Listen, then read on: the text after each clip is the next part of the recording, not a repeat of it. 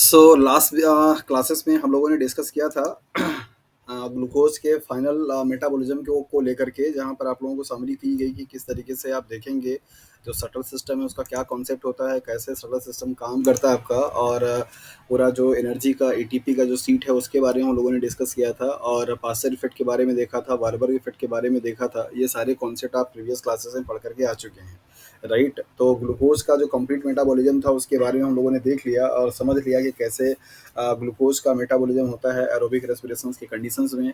कल आपको कंपैरेटिव करके भी बताया गया कि कैंसरस सेल्स हो, एनारोबिक हो, और एरोबिक रेस्पिरेशंस की सेल्स हो या आरबीसी वाली सेल्स हो, तो उन सब में ग्लूकोज के कंजप्शंस को लेकर के क्या कॉन्सेप्ट है और वहाँ से जो सवाल पूछे जाते हैं उन सब के बारे में डिस्कस किया गया। आज हम लोग अब बेसिकली जो सेंट्रल प्रोसेस था जहाँ से ग्लूकोज का मेटाबॉलिज्म होता था वो तो खत्म हो गया, बट और भी कई सारे प्रोसेसेस होते हैं जो कि ग्लूकोज के मेटाबॉलिज्म के लिए क्या है रिस्पॉन्सिबल हैं, उनके बारे में पढ़ेंगे। उस स्टेप में सबसे पहले हम लोग यहाँ पे बात करेंगे पीपीपी को लेकर के, पेंटोज फॉस्फेट पाथवे, जिसे हेक्सोस मोनोफॉस्फेट या एचएम पाथवे के नाम से भी जाना जाता है, या फॉस्फोग्लूकोनेट पाथवे या पीजीपी पाथवे के नाम से भी जानते हैं। तो किसी भी तीन नाम में से किसी भी नाम को दे करके आपसे इस साइकिल के बारे में, इसके इम्पोर्टेंस के बारे में, इसके फंक्शंस के बारे में, और इसका जो रिलेशन है वो किस मॉलिक्यूल्स के मेटाबॉलिज्म के लिए होता है, क्या इसके फायदे हो सकते हैं, इन सबसे क्वेश्चन आपसे पूछे जाते हैं, राइट। तो मेरे ख्याल से कोई भी जुड़ना चाह रहा है।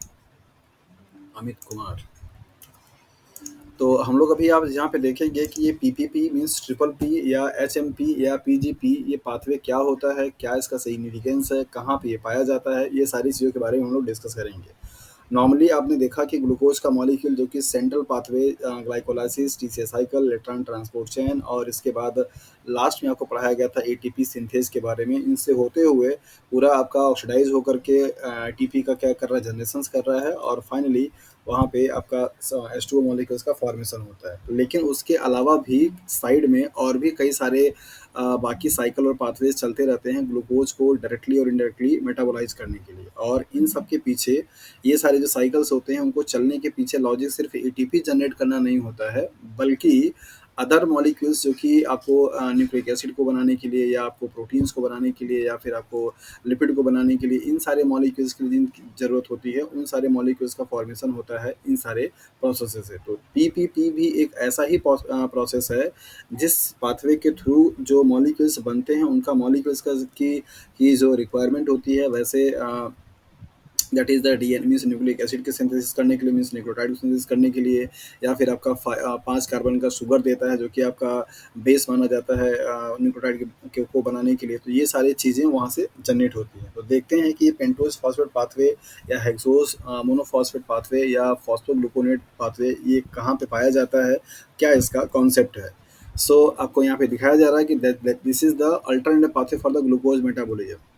की एंड सेंट्रल पाथवे क्या है आपका, ग्लाइकोलाइसिस, टीसीएस साइकिल, एटीएस। लेकिन उसके अलावा भी अल्टरनेट कोई पाथवे जो है उसको आप बोलते हैं ट्रिपल पी, और ग्लूकोज के मेटाबॉलिज्म को लेकर के बात करता है। तो ये कभी कभी तो सिर्फ यही लाइन पूछ दिया जाता है कि पीपीपी इज रिलेटेड टू, किससे ये रिलेट करता है, प्रोटीन से, न्यूक्लिक एसिड से, ग्लूकोज से, या लिपिड से।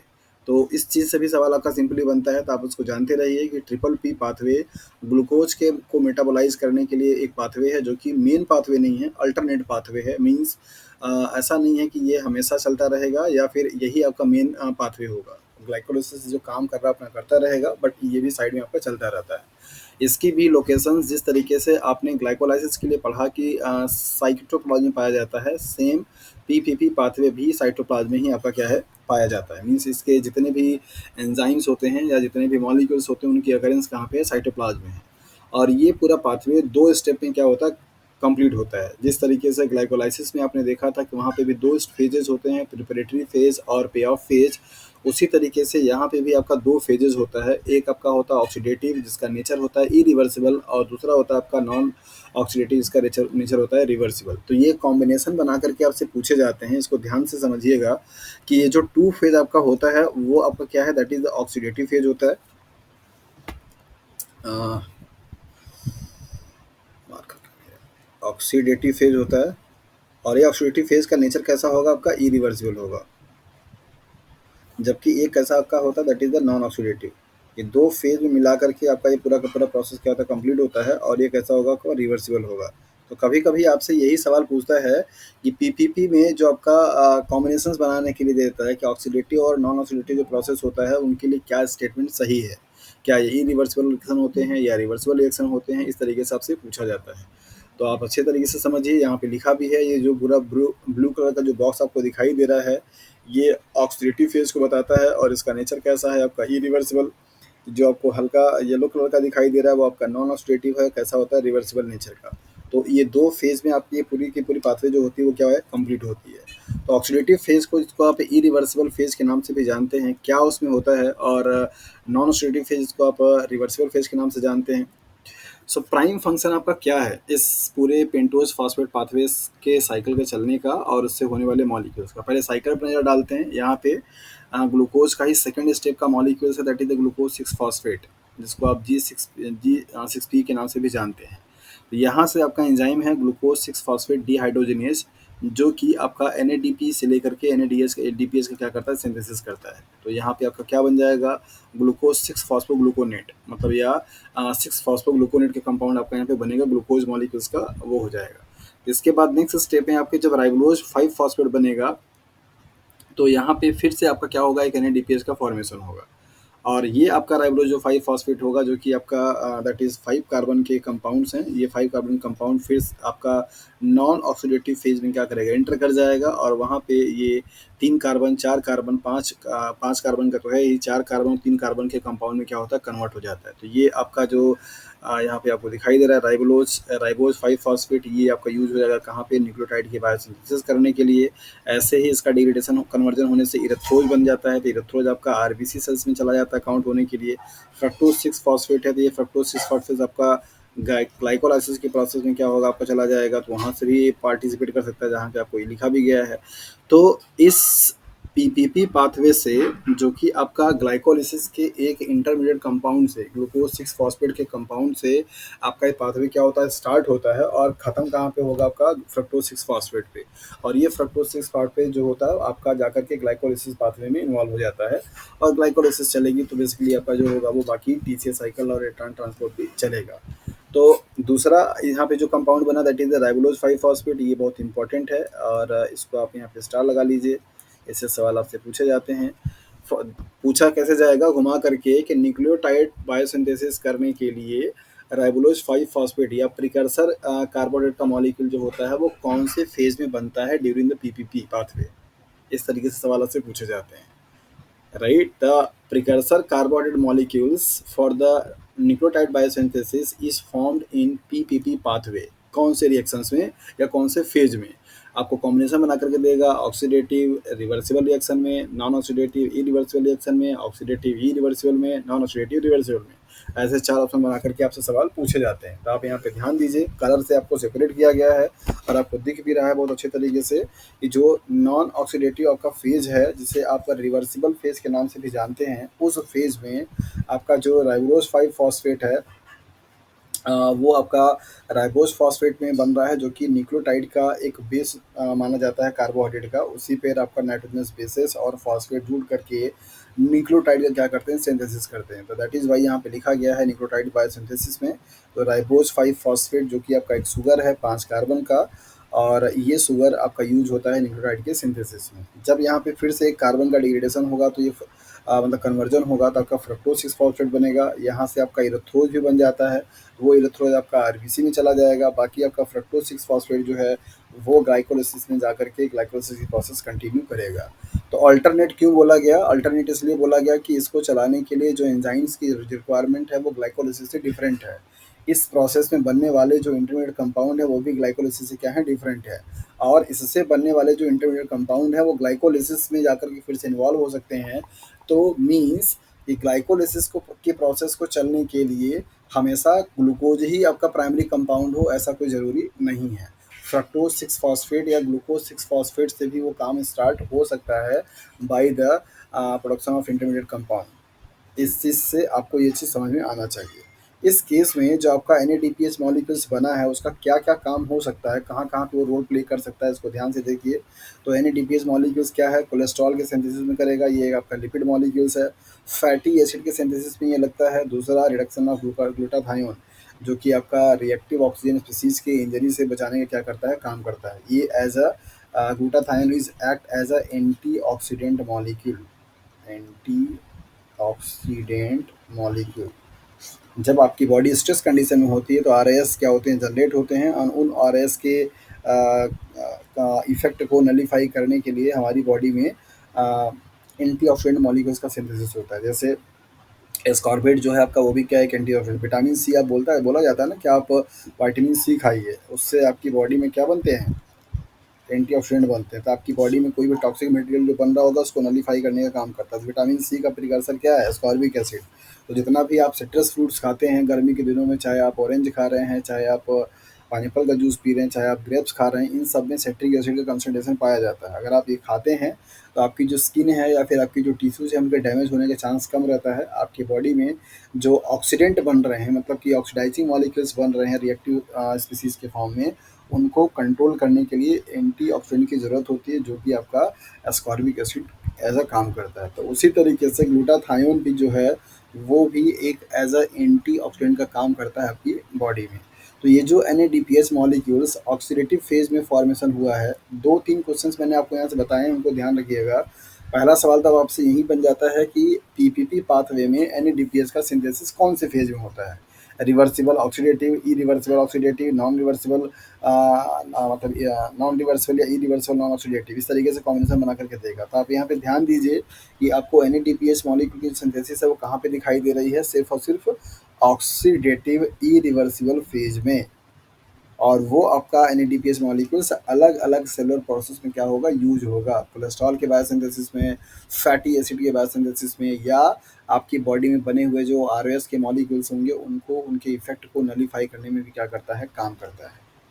सो वेरी क्लियरली, बहुत अच्छे से आपको ये चीज़ एकदम कंठस्थ हो जानी चाहिए कि what are the prime functions of PPP pathway product, क्या क्या वो रोल प्ले कर सकते हैं। So now you can see here, that is one molecule, that is ribose 5 phosphate is act as a substrate for the nucleotide biosynthesis, while fructose 6 phosphate will act as a substrate for the glycolytic pathway, which continue the glycolytic pathway and will go into the TCA cycles.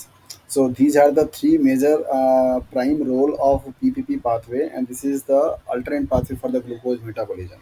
Alternate why? Because it uses different kind of enzymes other than glycolysis for the glucose metabolism. Similarities in the glycolysis is what? That is the location of occurrence. That is, it is also occur in the cytoplasm, just like a glycolysis. Okay, so यहाँ पर आप हाँ,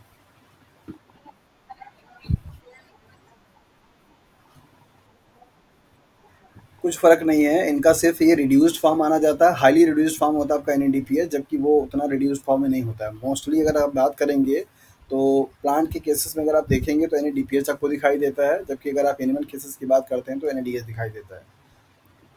तो ऐसा कुछ differences नहीं होता, बस ये इनका एक और ज़्यादा मोर रिड्यूस्ड फॉर्म होता है। जैसे जैसे हाइड्रोजन आपके जुड़ते जाते हैं, रिडक्शंस की प्रोसेस होती जाती है, पर हाईली रिड्यूस्ड फॉर्म होता है एनएडी का। एनएडी एक्चुअली में स्टेट क्या है, एनएडी है। अब वो अगर जब रिड्यूस होगा तो क्या बनेगा, एनएडीएच बनाएगा, और ज़्यादा रिड्यूस होगा तो एनएडीपीएच बना देगा। तो इस तरीके से रहता है। ओके, तो प्राइम फंक्शन क्या क्या है यहाँ पे देख लेते हैं। नंबर पहला है to provide the NADPH for the reductive biosynthesis.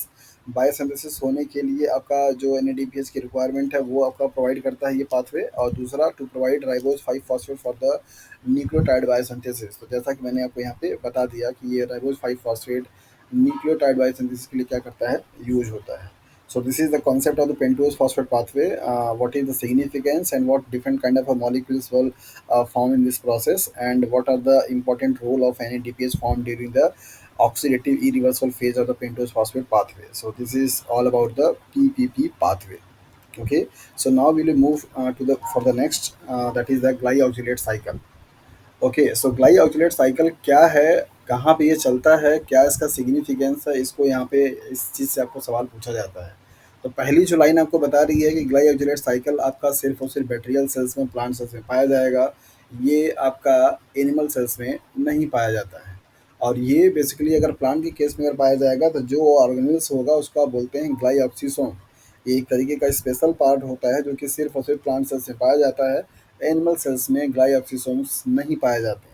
इस साइकिल से बेसिकली होता क्या है कि जो भी आपका ग्लाइकोलाइसिस के बाद आपका जो पाइरूवेट का स्टाइल कोएंजाइम में कन्वर्जन हुआ है, उसके स्टाइल कोएंजाइम ए या बाकी किसी और भी कंपाउंडेंट से कन्वर्ट हुए स्टाइल कोएंजाइम ए पार्टिसिपेट करते हैं। So for glyoxylate cycle the initial compound to take part in the this cycle is that is the acetyl coenzyme A. So acetyl coenzyme A is the first and initial compound for the glycogenate cycle. So two acetyl coenzyme molecules will participate in these reactions and form one molecule of a succinate and also NADH molecule. तो इस process में basically होता क्या है कि आपका दो style coenzyme A molecules involve होता है और सक्सीनेट मॉलिक्यूल्स आपके बनते हैं, और ये सक्सीनेट मॉलिक्यूल जैसा कि आपको अच्छे तरीके से मालूम है कि टीसीए साइकिल में क्या होता है, इन्वॉल्व होता है। तो यहाँ पे एक एनएडीएच का फॉर्मेशन भी हुआ, प्लस ये सक्सीनेट भी दिया। तो सक्सीनेट जब आपका टीसीए साइकिल में जाकर के इन्वॉल्व होगा तो वहाँ पे भी आपका सक्सीनेट से फिर क्या बनेगा, मैलेट बनेगा, और मैलेट से क्या बनेगा, आपका फ्यूमुलेट बन जाएगा। तो इस तरीके से आपकी जो प्रोसेस होंगी वहाँ पे भी एनएडीपीएस क्या होगा, फॉर्म होगा। तो यहाँ पे ग्लाइऑक्सिलेट साइकिल भी एक अल्टरनेट पाथवे होता है ग्लूकोज को मेटाबोलाइज करने के लिए या ग्लूकोज के बाई जो प्रोडक्ट उनको मेटाबोलाइज करने के लिए, अदर देन सेंट्रल पाथवे। ये सारे कंपाउंड्स वैसे बनते हैं जो कि सेंट्रल पाथवे के साइकिल में यूज किए जा सकते हैं। तो आप यहाँ पे देख सकते हैं कि जो ग्लाइऑक्सिलेट साइकिल का जो सीन है वो क्या है। सबसे फर्स्ट ऑफ ऑल यहाँ पे आपको दिया गया कि स्टाइल कोएंजाइम ए होगा, सेट्रिक सिंथेज यहाँ पे काम करेगा जस्ट लाइक ए टी से साइकिल, ऑक्सिलर स्टेट होगा, दोनों कंबाइन होंगे। तो यहाँ पे पहले क्या बनेगा, सिस एकोनिटेट बन जाएगा, इसके बाद आपका आइसोसिएटेट बनेगा। इस आइसोसिएटेट से यहाँ पे सक्सिनेट क्या होगा, ये निकल जाएगा, बाकी आपका ये ग्लाइऑक्सिलेट बन जाएगा, और ये ग्लाइऑक्सिलेट फिर से क्या बनेगा, मैलेट, और फिर मैलेट से ऑक्सिलेट। ये साइकिल आपकी चलती रहती है। सो एक साइकिल में बेसिकली एक सक्सिनेट मॉलिक्यूल्स बनता है, और ये सक्सिनेट मॉलिक्यूल्स आपका जा करके टीसी साइकिल में इन्वॉल्व हो जाता है, और ये साइकिल आपकी कंटिन्यू क्या होती है, चलती रहती है। So for one cycle, there is a need of a two molecule of acetyl coenzyme A and will form one molecule of a succinate, and these succinate molecules will participate in the TCA cycles for the metabolism of a carbohydrate, right. तो glyoxylate cycle एक alternate cycle है, और जो कि plant में और bacterial cells में क्या होता है, चलता है। ओके। सो प्लांट के केस की अगर बात की जाएगा ग्लाइकोसोम में पाया जाएगा, और बाकी बैक्टीरियल सेल्स में जैसा कि आप जानते हैं कि कोई डिफरेंशिएशन नहीं होता, तो साइटोप्लाज्म इसकी लोकेशन होती है, वहाँ पे ये पाया जाता है। सो नेक्स्ट हम लोग देखेंगे इंटरडाउडोफ पाथवे, जो कि बैक्टीरियल केस में पाया जाने वाला प्रोसेस होता है, only occur in prokaryotic cells. So ये भी क्या है, ग्लूकोज के मेटाबोलाइज करने का अल्टरनेट पाथवे होता है। बैक्टीरिया आपका जो ग्लाइकोलाइसिस यूज कर रहा होता है, उसके अलावा भी ये प्रोसेस आपको यूज कर सकता है। और इस प्रोसेस में क्या क्या चीज़ें होंगी आप यहाँ पे ध्यान दीजिए। इसका स्टाइकोमेट्रिक रिएक्शंस क्या बताता है कि 1 एटीपी मॉलिक्यूल्स फॉर्म होंगे, 1 एनएडीपीएस मॉलिक्यूल्स क्या होगा, फॉर्म होगा, और 1 एनएडीपी मॉलिक्यूल्स भी क्या होंगे, फॉर्म होंगे फॉर द 1 ग्लूकोज मॉलिक्यूल्स। सो आपसे लास्ट में सवाल पूछा जाएगा कि इंटरडाउडो पाथवे और ग्लाइकोलाइसिस पाथवे में ज़्यादा एफिशिएंट कौन है और क्यों है। तो यहाँ पे आप ध्यान से समझिए कि इंटरडाउडो पाथवे जो है वो आपका सिर्फ और सिर्फ प्रोकैरियोटिक सेल्स में पाया जाता है, और इस ये जो पाथवे है वो बेसिकली ग्लूकोज के मेटाबॉलिज्म को करने के लिए होता है, और ये अल्टरनेट पाथवे होता है। और इस पाथवे में हो क्या रहा है, जिस तरीके से आपका ग्लूकोज ग्लाइकोलाइसिस के पाथवे में ग्लूकोज का कन्वर्जन किस में हुआ था, ग्लूकोज 6 फॉस्फेट में, उसके बाद आपका यहाँ पे 6 फॉस्फोग्लूकोनिक एसिड में कन्वर्ट हो जाएगा। और इस स्टेप में यहाँ पर आपने देखा कि एटीपी क्या हुई, यहाँ पे खर्च हुई। इस वाले स्टेप में क्या होगा, आपका एनएडीपीएस का क्या होगा, सिंथेसिस होगा, मीन्स फॉर्मेशन होगा। इसके बाद आपका 2 कीटो 3 डीऑक्सी 6 फॉस्फोग्लूकोनिक एसिड बनता है, केडीपीजी मॉलिक्यूल्स, और ये आपका बाइफरकेट हो जाएगा दो तरीके से। ये आपका बनेगा ग्लिसरॉल्डिहाइड, और ये ग्लिसरॉल्डिहाइड जो होगा वो कहाँ पे जाएगा, ग्लाइकोलाइसिस में पार्टिसिपेट होकर के क्या बनाएगा, पार्विक एसिड। तो जब पार्विक एसिड मतलब G3P से पार्विक एसिड का फॉर्मेशन होगा, तो यहाँ पे क्या बनेगा, आपका NADP मॉलिक्यूल्स का फॉर्मेशन होगा। तो यहाँ पे आपका NADPH, यहाँ पर आपका ATP मॉलिक्यूल्स का इन्वॉल्वमेंट, और इसके बाद आपका NADH मॉलिक्यूल्स का सिंथेसिस। तो इस तरीके से आप यहाँ पे देख सकते हैं कि एक ग्लूकोज के मॉलिक्यूल्स से आपका जो सिंथेसिस होगी वो NADPH मॉलिक्यूल्स का।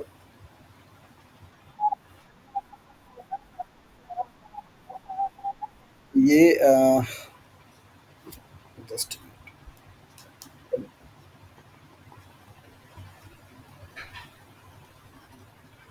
इसकी बात आप कर रही हैं,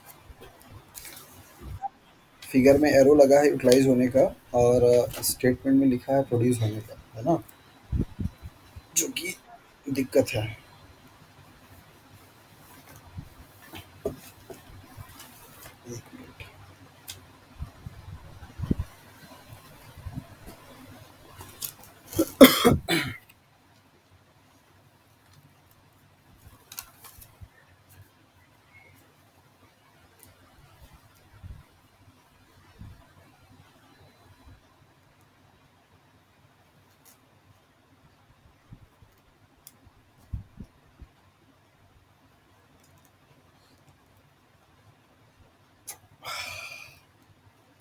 ये स्टेप भी आपका सही है। ये वाले स्टेप में एक्चुअली यहाँ पे एरो बना नहीं है, मैं इसको बना दे रहा हूँ तो आपको समझ में आ जाएगा। यहाँ से यहाँ जब कन्वर्जन होगा तो आपका एक मॉलिक्यूल्स बनेगा किसका, NADP प्लस से NADP, और साथ साथ यहाँ पे 2 ADP मॉलिक्यूल्स से 2 ATP मॉलिक्यूल क्या होगा, सिंथेसिस होगी, जैसा कि ग्लाइकोलाइसिस में आप जानते हैं। तो 2 ATP मॉलिक्यूल्स का जो यहाँ पे प्रोडक्शन होगा उसमें से एक मॉलिक्यूल आपका ये क्या होगा, खर्च हो जाएगा। तो नेट जो गेन होगी वो किसकी होगी, सिर्फ 1 ATP की होगी। तो दैट इज़ वाई वहाँ पे लिखा गया है 1 ATP, 1 NADPH एंड 1 NADP। समझ आया? ये जो फिगर था ये थोड़ा इनकम्प्लीट है, यहाँ पे आप इसको बना लीजिएगा कि यहाँ ग्लिसरॉल्डिहाइड 3 फॉस्फेट से एक्चुअली ये ग्लाइकोलाइसिस का प्रोसेस चलेगा। यहाँ से यहाँ बनने में पायरुविक एसिड जब बनेगा तो यहाँ पे आपका 2 ATP मॉलिक्यूल से कंजप्शन हो, मतलब प्रोडक्शन होगा, जिसमें से एक ATP मॉलिक्यूल जो खर्च हुई है वो आपका माइनस हो जाएगा, बाकी आपका जो होगा वो बच जाएगा। ठीक है। ओके। सो इंटरडाउडू पाथवे आपका सिर्फ और सिर्फ प्रोकैरियोटिक सेल्स में चलता है, और प्रोकैरियोटिक सेल्स की बात हो रही तो ऑब्वियसली आपका साइटोसॉल में चलेगा। और इस पूरे पाथवे में एक ग्लूकोज के मॉलिक्यूल से नेट जो आपका गेन होगा वो एक एटीपी का होगा, एक एनएडीपीएच का होगा और एक एनएडीपी का होगा। तो ज़रा जल्दी से मुझे बता दीजिए कि ये ग्लाइकोलिसिस के पाथवे के कंपेरिजन में ज़्यादा इफेक्टिव है, मतलब ज़्यादा एफिशिएंट है या कम है? मतलब जी ज़्यादा अच्छा है कि ग्लाइकोलाइसिस?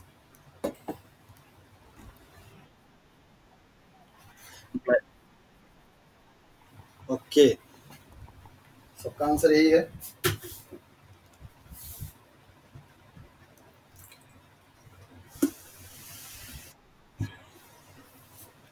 और बाकी ये जो NADPH और NADP1 इनका कोई मतलब नहीं है? जी।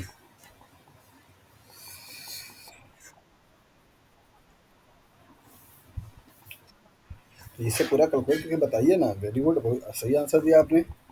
वहाँ भी बन रहा था, यहाँ यहाँ भी बन रहा है, लेकिन यहाँ पे एटीपी आपकी कम बन रही है, इसका मतलब ग्लाइकोलाइसिस क्या है, ज़्यादा एफिशिएंट है ना?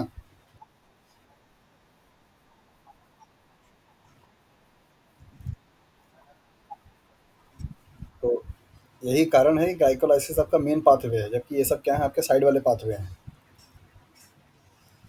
चलिए नेक्स्ट आपका यहाँ पे दिया जाता है कि किसी भी सबस्ट्रेट के मॉलिक्यूल्स का ऑक्सीडाइज। हाँ, इनके लिए ये सारे जो प्रोसेस हैं ये कंडीशनल होते हैं, जबकि glycolysis, TCS cycle, ETS cycle जो होते हैं वो सब ऑपरेशनल होते हैं, मतलब हमेशा चलते रहते हैं। बगैर रेस्पिरेशन किए हुए कोई भी ऑर्गेनिज्म नहीं चल सकता है, सो उनके लिए अल्टरनेट नहीं है, वो हमेशा चलने वाली हैं। बाकी जो पाथवे आपको बताए गए हैं, ग्लाइकोलाइसिस साइकिल या पीपीपी साइकिल या फिर आपका अंडरडाउड पाथवे, ये सब क्या हैं, सेकेंडरी पाथवे, मीन्स साइड में चलने वाले। जैसा सेल्स को रिक्वायरमेंट होगी, जिस तरीके का मॉलिक्यूल्स का जरूरत होगा, वैसा क्या करेगा, वो चलाएगा। इसके बाद आपको यहाँ पे पढ़ना है आरक्यू की वैल्यू। इससे लेकर के पीजीटी के एग्जाम में सवाल पूछा जाता है, आपके सीएसआईआर में भी सवाल पूछा जा चुका है फैटी एसिड को लेकर के। आईसीआर के एग्जाम्स के लिए ये इंपॉर्टेंट है, यहाँ से सवाल बन सकता है। दो तरीके का सवाल बनेगा आपको।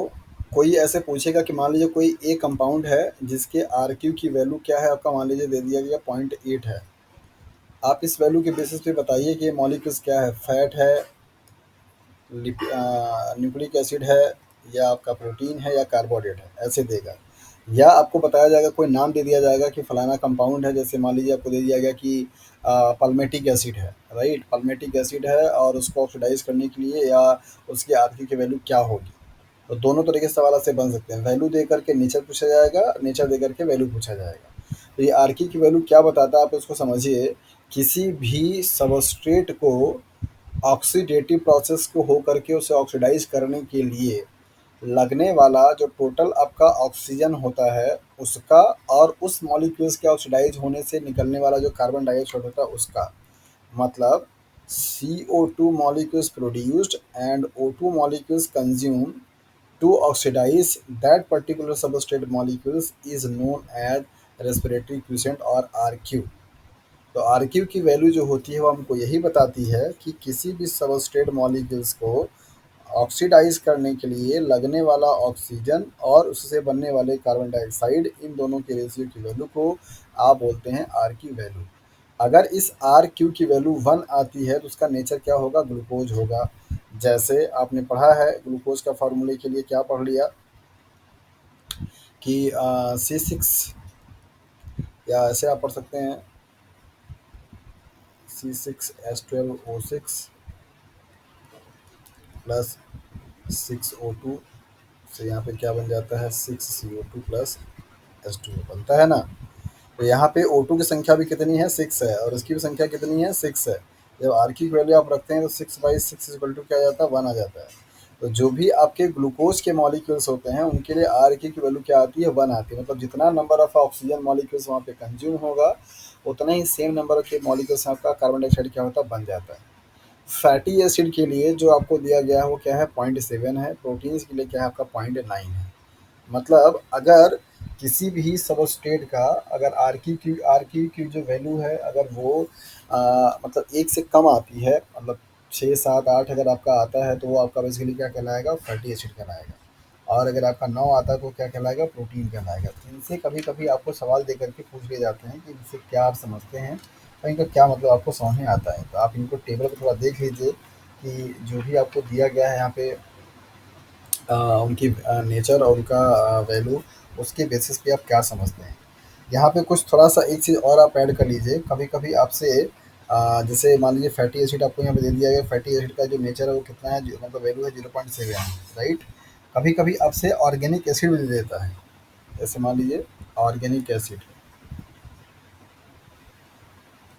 फॉर एग्जांपल दे दिया गया, मान लीजिए आपको सिट्रिक एसिड दे दिया गया, या टार्टेनिक एसिड आपको दे दिया गया, या आपको पाल्मेटिक एसिड दे दिया गया, इस तरीके दे दिया गया। ऑर्गेनिक एसिड का मतलब जो लिविंग बॉडी में बनते हैं। तो उन ऑर्गेनिक एसिड की जो वैल्यू होती है वो बेसिकली क्या होती है मोर देन 1 होती है, मतलब 1 से ज़्यादा होगी। जैसे 1.2, 1.3, 1.5 इस तरीके से आपका वैल्यू हो सकता है। तो कार्बोहाइड्रेट के लिए हमेशा वैल्यू कितनी होगी 1 होगी। प्रोटीन के लिए जो वैल्यू होगा वो उसका रेंज मैं आपको लिख दे रहा हूँ यहाँ पे 0.8 से लेकर के 0.9। फैटी एसिड मीन्स लिपिड के लिए अगर आप वैल्यू देखेंगे तो ये 0.7 से 0.71 इस तरीके से जा सकता है। और अगर आप ऑर्गेनिक एसिड की बात करते हैं तो उसके लिए जो वैल्यू होती है वो कितना होगा, that is the more than 1। क्या, मोर देन 1। और ये वैल्यू मोर देन में कितनी हो सकती है 1.3, 1.2, 1.4 इस तरीके से हो सकती है। तो अगर कोई वैल्यू आपको 1 के प्लस में दे रखा होगा तो आप समझ जाइएगा कि वहाँ पे किसकी बात हो रही है, ऑर्गेनिक एसिड की बात कर रही है। एक ऑर्गेनिक एसिड जिसका नाम है ऑक्जेलिक एसिड। नाम क्या है, ऑक्जेलिक एसिड। इसके लिए आर क्यू की वैल्यू जो होती है हाईएस्ट होती है 4। ये भी एग्जाम में सफल बना हुआ है। पता लगा मैंने आपको पढ़ा दिया कि सारी की सारी वैल्यू एक से मतलब 0 से लेकर के 2 के रेंज में है, और यहाँ पे आर की वैल्यू 4 दे दिया, तब तो आपका दिमाग ही खराब हो जाएगा कि सर आपने अधूरा पढ़ा दिया, बताया ही नहीं था आपने। तो ऑक्जेलिक एसिड जो है उसकी आर की जो वैल्यू होती है हाईएस्ट मानी जाती है 4 होता है उसका। इसको थोड़ा सा आप एक्स्ट्रा वो करके ध्यान रखिएगा। बाकी नॉर्मली ट्रेंड समझने के लिए क्या है कि ग्लूकोज के मॉलिक्यूल्स अगर ऑक्सीडाइज होंगे तो उनके लिए आपका 1 होगा, और लिपिड का मॉलिक्यूल्स होगा तो उसके लिए वैल्यू आपकी 0.7 होगी, और अगर आपका प्रोटीन मॉलिक्यूल होगा तो उसकी वैल्यू 0.8 से लेकर के 0.9 होगी, ये रेंज में रहेगा।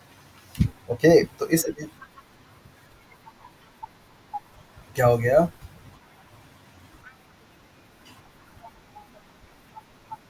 ऑर्गेनिक एसिड की वैल्यू हमेशा एक से ज़्यादा होगी, 1.1, 1.2, 1.3, 1.4 इस तरीके से होगी।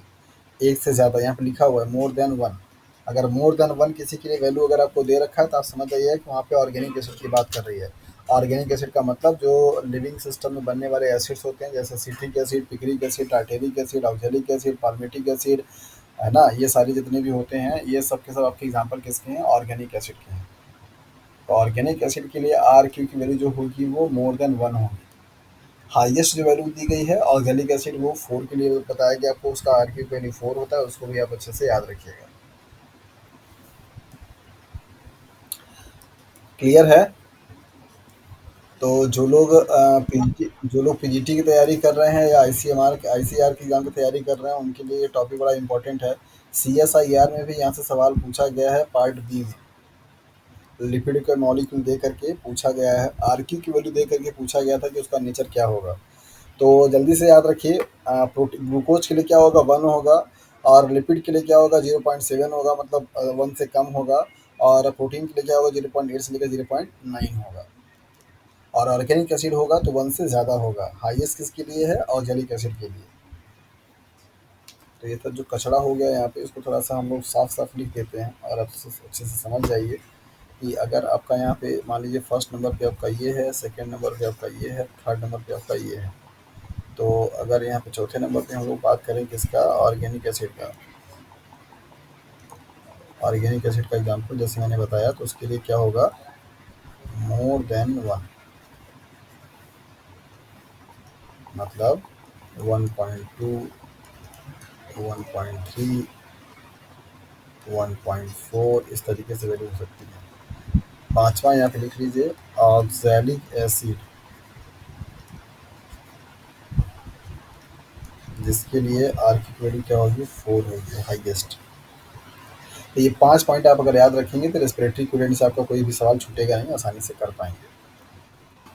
ओके, सो नेक्स्ट अब हम लोग एंटर करने वाले हैं दूसरे फेज में। अभी तक आप लोगों ने देखा कि जो भी आपका सेलुलर रेस्पिरेशंस करने वाले मीन्स एरोबिक रेस्पिरेशंस करने वाले जो ऑर्गेनिजम्स हैं उनमें ग्लूकोज को किस तरीके से मेटाबोलाइज किया जा सकता है। अब हम लोग दूसरे फेज की तरफ मूव कर रहे हैं, और वो फेज बेसिकली अब आपका आएगा किसके लिए, जो कि ऑटोट्रॉफिक कैटेगरी में आते हैं।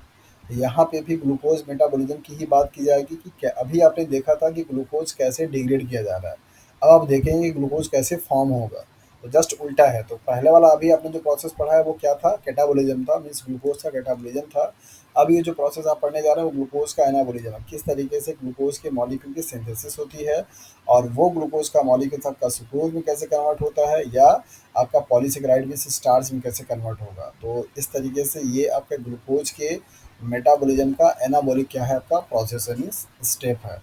तो अब तक आपने देखा कि ग्लूकोज के मॉलिक्यूल्स का कैसे कैटाबॉलिज्म होता है, मीन्स ऑक्सीडेशन होता है। नाउ हम लोग मूव करेंगे फोटोसिंथेसिस को लेकर के। लोअर क्लासेस से लेकर के अब तक आप लोगों ने फोटोसिंथेसिस को लेकर के काफ़ी सारी चीज़ें पढ़ी हैं, बहुत अच्छे से कॉन्सेप्ट आप लोगों को मालूम होगा कि क्या ये होता है, कैसे होता है, कहाँ पाया जाता है, क्या इसका सिग्निफिकेंस है, राइट। तो फोटोसिंथेसिस को लेकर के बहुत सारे आइडियाज़ आप लोगों के दिमाग में अभी से पहले से होंगे, होपफुली सबको अच्छे तरीके से पता होगा। यहाँ पे हम लोग थोड़ा इस पूरे फोटोसिंथेसिस के प्रोसेस को हम लोग 2 पार्ट में स्टडी करेंगे। पहले एक बार आपको पूरा ब्रीफिंग की जाएगी अच्छे तरीके से, देन इसके बाद हम लोग उसके मॉलिक्यूलर लेवल में बात करेंगे, ताकि जहाँ से आपका सवाल एग्जाम में आता है वो भी सवाल आपका पूछ नहीं आता है। डायरेक्टली अगर आपको वो पढ़ाना शुरू करेंगे तो शायद उसका थोड़ा सा दिक्कत हो। तो पहले हम लोग देखेंगे कि आपका जो ब्रीफ है, मीन्स जो नॉर्मल जो प्रोसेस है वो क्या कहते हैं, कहाँ कहाँ पे क्या क्या बेसिक चीज़ें आपको जाननी चाहिए। सो जैसा कि आप जानते हैं कि जितने भी आपके ऑटोट्रॉफिक कैटेगरी में आने वाले ऑर्गेनिजम्स होते हैं उन सब के पास एक ऐसी एबिलिटी होती है कि वो अपने फूड को डायरेक्टली क्या कर सकते हैं, सिंथेसाइज कर सकते हैं with the help of certain molecules like CO2, light and etcetera.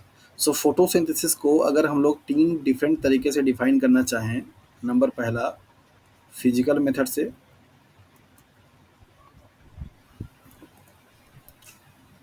अगर आपको फिजिक्स की भाषा में डिफाइन करना हो तो आप फिजिकल मेथड कैसे डिफाइन करेंगे। दूसरा, आपको अगर केमिकल की भाषा में मीन्स केमिस्ट्री की भाषा में करनी हो तो कैसे डिफाइन करेंगे। तीसरा, अगर आपको बायोलॉजिकल भाषा में डिफाइन करना हो तो आप कैसे डिफाइन करेंगे फोटोसिंथेसिस को। ओके, तो फोटोसिंथेसिस के लिए आपके पास रिएक्शन जो होता है वो क्या क्या होता है, जरा ध्यान से देखिए। यहाँ पे आपको अच्छे तरीके से पता है कि 6 CO2 मॉलिक्यूल्स का फॉर्म लगेगा यहाँ पे। फिर इसके बाद आपका क्या होता है, H2O मॉलिक्यूल्स होते हैं। फिर आपका यहाँ पे क्या बन जाता है, C6H12O6 प्लस O2 मॉलिक्यूल। ये स्टाइकियोमेट्री बैलेंस कर लीजिएगा, लेकिन अभी हम लोग सिर्फ यहाँ पे सिर्फ सबस्ट्रेट और रिएक्टेंट मॉलिक्यूल्स की बात कर रहे हैं। ओके, तो CO2 मॉलिक्यूल्स का H2O मॉलिक्यूल के साथ में प्लस कॉम्बिनेशन होता है, जिसमें आपका जो सनलाइट होता है उनकी क्या होती है, प्रेजेंस होती है। सनलाइट आपका यहाँ पे क्या करता है, स्ट्राइक करता है। इसके साथ साथ में आपका यहाँ पे पिगमेंट होगा जिसका नाम है that is the chloro fill.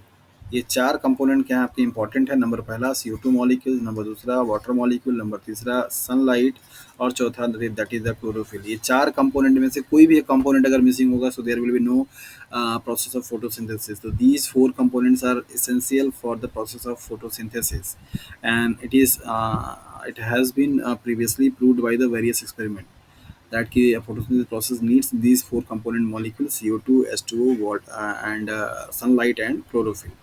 So chemically अगर आप फिजिकली अगर आप इसे डिफाइन करना चाहते हो तो आप क्या डिफाइन करेंगे? That is what photosynthesis is a process of that is conversion of light energy into chemical energy. सन से जो आपके लाइट रेडिएशंस मिले उस रेडिएशंस का यूटिलाइज करके ये जो मॉलिक्यूल्स हैं उनका क्या हुआ, कंडेंसेशन हुआ और जो कंपाउंड बना उसके पास बहुत सारी एनर्जी है जब ये ऑक्सीडाइज होगा। So photosynthesis is the process of conversion of light energy into the chemical energy. It's the process of conversion of one form of energy into the another form of energy. Second, अगर आप chemical chemistry के basis पे define करना चाहते हैं तो आप क्या बता सकते हैं? The photosynthesis is the process of what that is the conversion of inorganic molecules, these are the inorganic molecule. Why? क्योंकि यहाँ पे कोई भी हाइड्रोकार्बन कंपाउंड नहीं है। So process of conversion of inorganic molecule into the organic molecule is known as the photosynthesis. Now अगर आप biologically देखना चाहते हैं तो बायोलॉजिकली आप क्या डिफाइन करते हैं? It's the process of making of food by the autotrophic organism with the help of certain molecules. Okay, so there are the three different aspects of photosynthesis definitions. How you can define the terms of energy, in the terms of physical, in the terms of chemical, in the terms of biological. So this is the basic idea about the photosynthesis.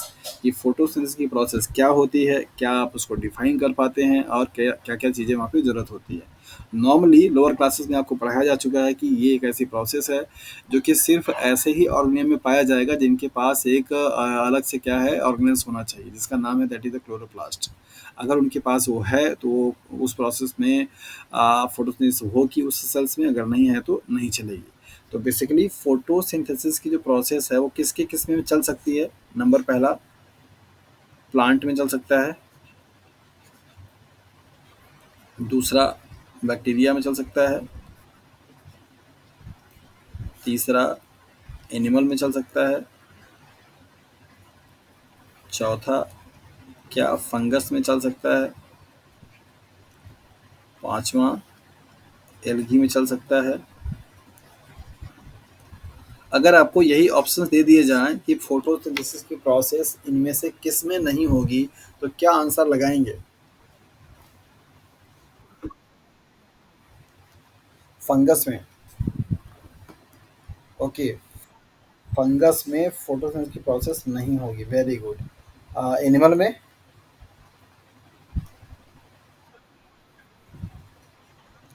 Euglena में होगा।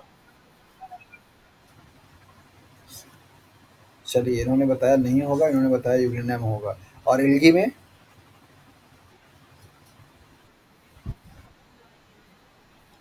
Bacteria में?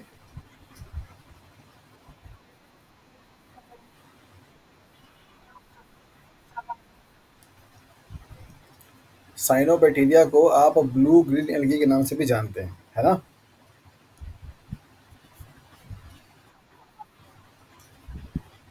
सो मेरा सवाल ये है कि ये जो बीजीए है ये एल्गी है या बैक्टीरिया है?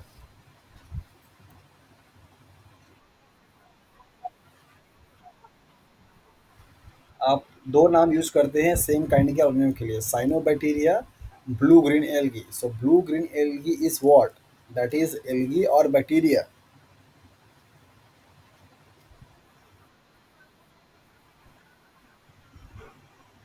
कॉम्बिनेशन दिखाता है। क्या ये साइनोबैक्टीरिया और ब्लू ग्रीन एल्गी दोनों अलग अलग हैं या एक ही टर्म के लिए दो चीज? साइनोबैक्टीरिया और BGA, blue green algae, same है ना? तो आप मुझे बताइए कि ये ब्लू ग्रीन एल्गी क्या है, बैक्टीरिया है या एल्गी है? पक्का? अच्छा जी, चलिए तो फिर मतलब कन्फ्यूज़न यहाँ पे नहीं होनी चाहिए। ओके, तो 5 लिस्ट किया है मैंने ऑर्गेनिज़म्स का जिसमें कि फ़ोटोसिंथेसिस की प्रोसेस आपको बतानी है कि किसमें हो रही है। आप लोगों ने आंसर दिया है कि प्लांट में होगा, एल्गी में होगा, एनिमल में भी होगा, बैक्टीरिया में भी होगा, सिर्फ़ फंगस में नहीं होगा। क्या सब लोग इसी आंसर के साथ में जाना चाहते हैं?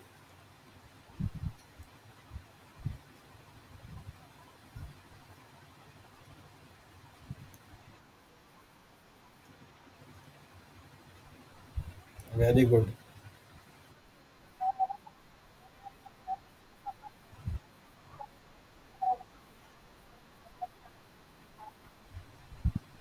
ओके, तो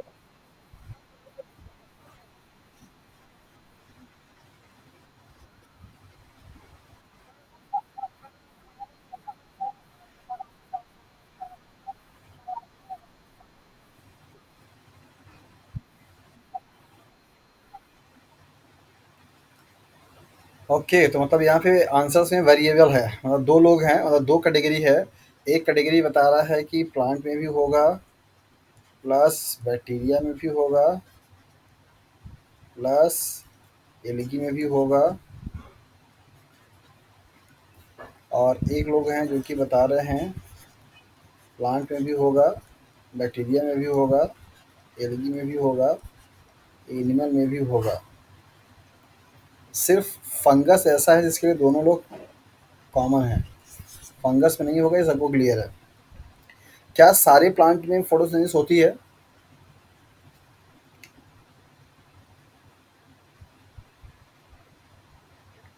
क्या सारे प्लांट फोटोसिंथेसिस करते हैं? नहीं, वेरी गुड। जैसे?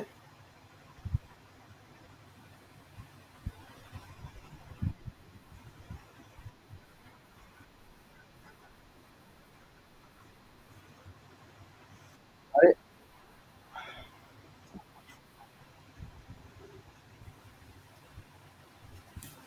वो तो अलग कैटेगरी हो गई, इंसेक्टिवोरस पिक्चर प्लांट। ओके, तो मतलब आप ये कह सकती हैं कि पूरी तरीके से ये नहीं कहा सकता है कि सारे प्लांट में फोटोसिंथेसिस हो सकता है ना? क्या प्लांट कभी पैरासाइट हो सकता है?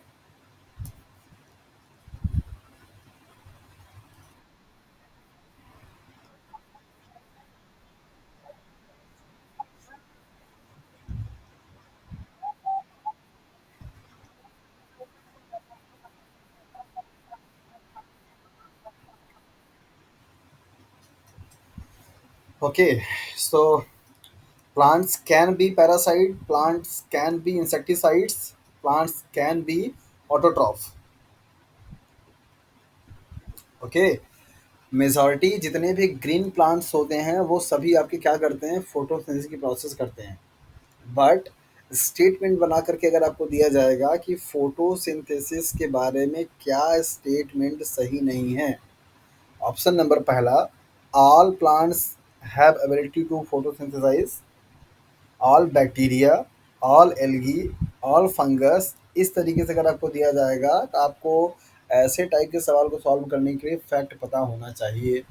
सो नंबर पहले पर आते हैं, सारे के सारे प्लांट आपके फोटोसिंथेसिस नहीं करेंगे।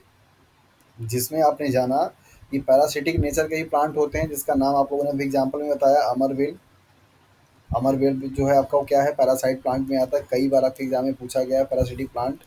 दूसरा इंसेक्टिवोरस प्लांट जिसे आप बोलते हैं, जो कि इंसेक्ट को इनगल्फ करता है, मतलब एक तरीके से वो हेट्रोजीनस में आता है, हेट्रोट्रॉपी में आता है। तो सारे प्लांट फोटोसिंथेसिस नहीं करते हैं।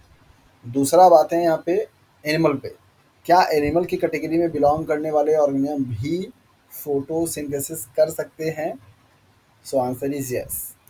Euglena is one of the example of that. Euglena has ability to switch their mode of nutrition. They have mixed kind of a nutrition mode, mixed kind. That is the autotroph and heterotroph. In the situation of a day, it utilize photosynthesis processes and behave like as an autotroph. But in the absence of light, means in the dark conditions, it behave like a heterotroph. So Euglena have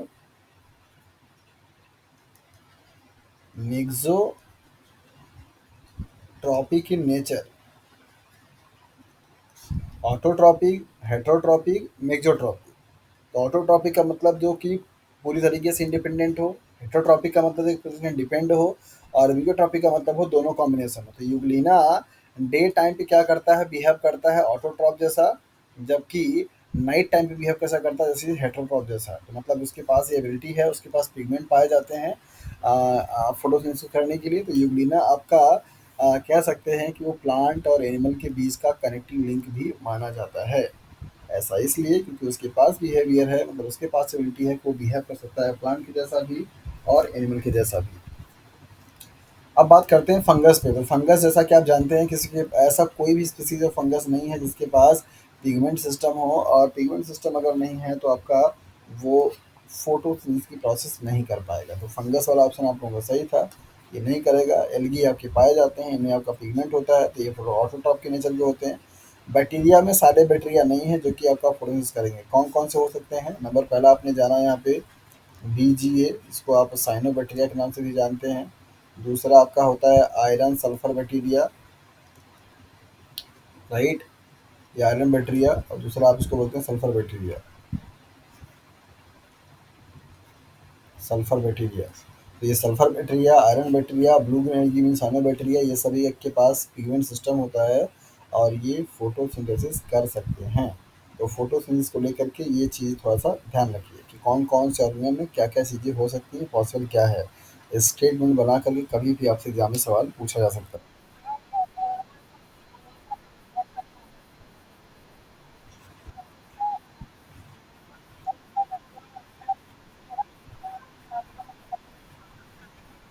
नहीं नहीं, fix fix इसका kingdom है, protozoa से belong करता है, protista में आता है प्रोटोजोआ फाइलम, मतलब एनिमल किंगडम का। हाँ बिल्कुल, फोटोसिंथेसिस को लेकर के अगर स्टेटमेंट ये आता है कि क्या एनिमल भी कर सकते हैं, तो आंसर इज यस। अगर आपसे नाम पूछा जाएगा तो आप यूरिना बताएंगे, अगर सिर्फ ऐसे डोमेन पूछा जाएगा कि animal, plant, bacteria, fungus, algae, तो आपको वहाँ पे बताना होगा यस कि करता है। ये आपका एनिमल क्लासिफिकेशन का सबसे सिंपलेस्ट फॉर्म ऑफ लाइफ बात बोली जाती है। सिंगल सेल्स वाले ये क्या होते हैं, रेम्स होते हैं। प्रोटोजोआ फाइलम से बिलोंग करते हैं, प्रोटिस्टा इनका सब फाइलम होता है, और ये वाटर में क्या होते हैं, पाए जाते हैं।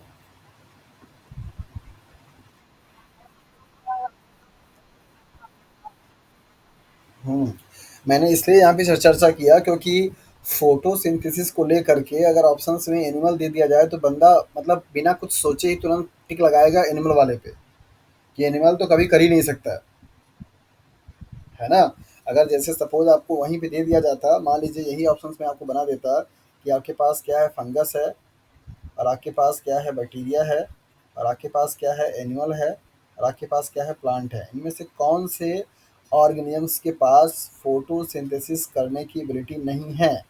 सो मैं इस बात की श्योरिटी से कह सकता हूँ कि 70 to 80% लोग चार ऑप्शंस को पढ़ने के बाद इस एनिमल वाले पे क्या करेंगे, आंसर लगाएंगे,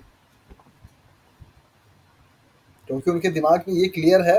हो सकता है कि फंगस को लेकर जानकारी हो, लेकिन जब वो एनिमल का आंसर देखेंगे तो उनके दिमाग में ये बात आएगी कि फंगस हो सकता है करता भी होगा, लेकिन एनिमल कभी नहीं कर सकता फोटोसिंथेसिस। तो ऐसे क्वेश्चंस डाले जाते हैं आपके चीज़ों को चेकआउट करने के लिए कि आपको सचमुच में डेप्थ में नॉलेज है या बस हवा हवाई में चल रहे हैं। तो आप उसको समझिए कि हाँ, क्या इसका आंसर है। तो एनिमल्स में भी फोटोसिंथेसिस की प्रोसेस होती है। कौन से एनिमल्स में, प्रोटोजोआस में, simplest form of animal. Okay. So photosynthesis basically oxygen के प्रोडक्शंस और प्रोडक्शंस ना होने की बेसिस पे दो कैटेगरी में डिवाइड किया जाता है। नंबर पहला ऑक्सीजेनिक फोटोसिंथेसिस, जहाँ पे उस प्रोसेस के थ्रू मीन्स ऐसा फोटोसिंथेसिस का प्रोसेस जहाँ पे ऑक्सीजन मॉलिक्यूल्स क्या हो, इवॉल्व हो, बने, तो उसको आप बोलते हैं ऑक्सीजेनिक फोटोसिंथेसिस। इसके लिए एग्जांपल्स क्या हैं, ग्रीन प्लांट्स हैं, प्रोटिस्टा हैं, और साइनोबैक्टीरिया है। तो ये तीन आपके डोमेन्स हैं जहाँ से आपका जो फोटोसिंथेसिस होगा वहाँ पे ऑक्सीजन बनेगा। दैट इज वाई आप इनको ऑक्सीजनिक के नाम से जानते हैं। एंड ऑक्सीजनिक क्या होंगे बताइए। जहाँ पे फोटोसिंथेसिस की प्रोसेस तो होगी, लेकिन वहाँ पे बाई प्रोडक्ट ऑक्सीजन नहीं बनेगा, ऑक्सीजन के अलावा कुछ और बनेगा। जैसे H2S बन सकता है, दैट इज हाइड्रोजन सल्फाइड बन सकता है, SO2 बन सकता है, सल्फाइड डाइसल्फाइड बन सकता है, ये वाले मॉलिक्यूल बनेंगे। सो ऐसे ऑर्गेनिज्म, क्या क्या कह रहे हैं?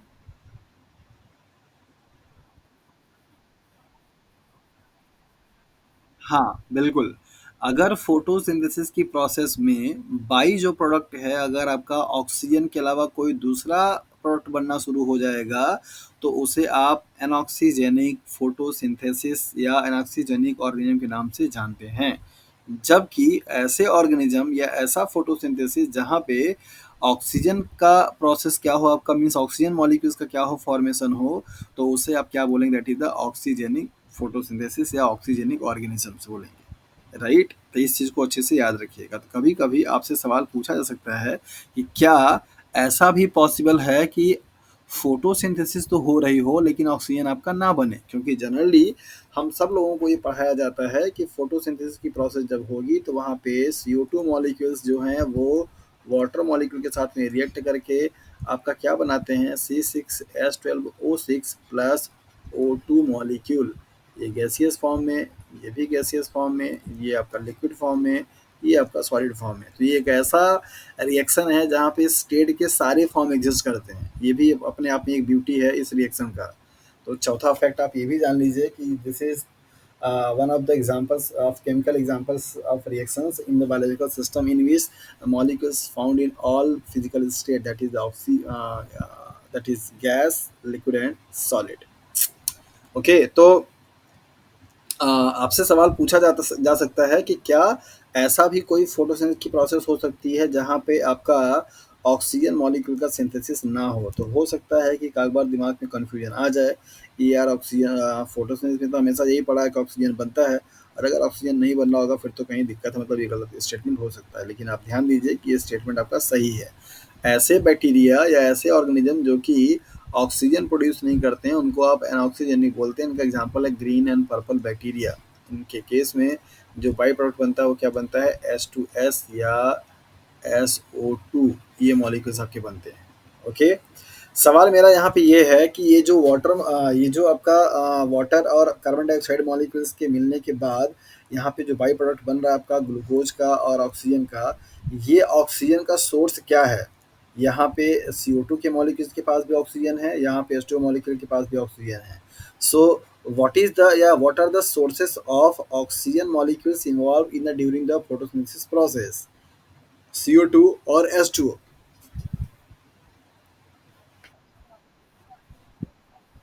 H2O पक्का? कैसे कैसे कैसे कह सकते हैं इसको?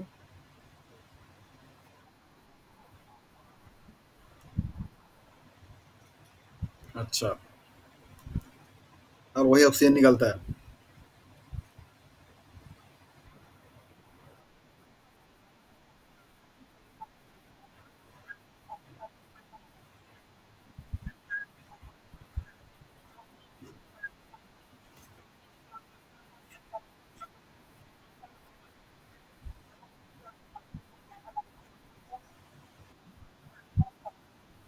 कहाँ पढ़ा आपने वंदना ये बात?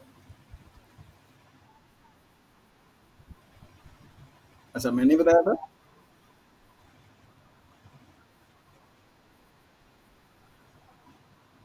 अच्छा, ओके। मुझे मुझे याद आ रहा था कि मैंने पीजीटी वाला जो बैच था वहाँ पे जब पढ़ाया था तो ये बात बताई थी, और शायद हो सकता है वंदना को वहीं से याद आ रहा हो या इन्होंने पढ़ा भी होगा। एग्जैक्टली इन्होंने जो बताया एकदम फैक्ट है, और सब लोगों ने जो आंसर दिया कि उसका यही रीज़न है। ये एक बात को लेकर के बड़ा कन्फ्यूजन था कि ये जो ऑक्सीजन मॉलिक्यूल्स है एक्चुअली में इसका सोर्स क्या है, CO2 है या ये है। तो इन दोनों को बारी बारी से क्या किया गया, लेबल्ड किया गया, मतलब इसके ऑक्सीजन को भी लेबल्ड किया गया एक बार, इसके ऑक्सीजन को भी लेबल्ड किया गया। तो जब इसके ऑक्सीजन को लेबल्ड किया गया तो यहाँ पे जो ऑक्सीजन आया उसमें कोई लेबलिंग नहीं थी, जबकि इसके ऑक्सीजन को लेबल्ड किया गया तो ये जो आया ये वही लेबलिंग वाला मॉलिक्यूल आया। इससे ये प्रूफ हुआ कि source of O2 in the process of photosynthesis is H2O, not CO2। Right, तो इसको थोड़ा सा ध्यान रखिए। ओके, फोटोसिंथेसिस की प्रोसेस को हम लोग 2 कैटेगरी में डिवाइड करते हैं। मोस्ट करेक्टली इसे आप बोल सकते हैं that is the light reactions और कार्बन फिक्सेशन, लेकिन यहाँ पे मिसलीडिंग किया जाता है, इसको आप डार्क रिएक्शंस के नाम से भी जानते हैं।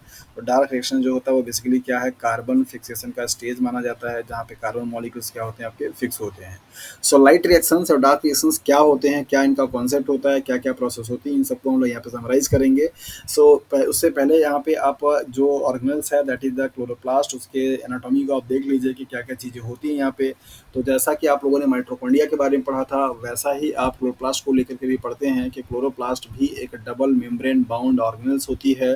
और बेसिकली ये भी आपका एक सेमी ऑटोनोमस ऑर्गेन्स की कैटेगरी में आता है, क्योंकि यहाँ पे भी आपके राइबोसोम्स पाए जाते हैं, यहाँ पे भी आपका माइट्रो क्लोरोप्लास्ट का आपका डीएनए पाया था, इसको आप सी डीएनए के नाम से भी जानते हैं। ओ सी नहीं, कॉम्प्लीमेंट्री नहीं, क्लोरोप्लास्टल डीएनए सी एच। ओके। सो यहाँ पर स्ट्रक्चर में आपको दिखाया जा रहा है कि कुछ ग्रीन ग्रीन कलर के ऐसे कॉइन लाइक स्ट्रक्चर्स हैं, इनकी स्टैकिंग बनी हुई है, जिसको आप ग्रेना बोलते हैं। और अगर एक इसकी बात अगर किया जाएगा तो उसको आप थैलाक्वाइड बोलते हैं। इस थैलाक्वाइड में ही बेसिकली क्या आपके पिगमेंट मॉलिक्यूल्स होते हैं, जिसको आप क्या बोलते हैं, दैट इज द क्लोरोफिल बोलते हैं। तो ये पिगमेंट मॉलिक्यूल्स कौन है, दैट इज द क्लोरोफिल। और क्लोरोफिल जो होता है वही आपका मेन पिगमेंट मॉलिक्यूल है, जो कि लाइट को क्या करता है, ट्रैप करता है, और इससे इन दोनों मॉलिक्यूल का कंडेंसेशन करके ये वाला मॉलिक्यूल आपका बनाता है। बाकी ये वाला जो पूरा आपको एरिया लाइट येलो आपको दिखाई दे रहा है, इससे ये पूरा एक्वस भरा हुआ होता है, इसको आप स्ट्रोमा बोलते हैं। इन द सेम वे जैसा कि आप अगर माइटोकॉन्ड्रिया की बात करेंगे, तो माइटोकॉन्ड्रिया में क्या होता है, मैट्रिक्स होता है। ये आपका क्या है, इनर मेम्ब्रेन है, ये आपका इंटरमेम्ब्रेन स्पेस होता है, ये आपका क्या है, आउटर मेम्ब्रेन है, उसी सेम तरीके से।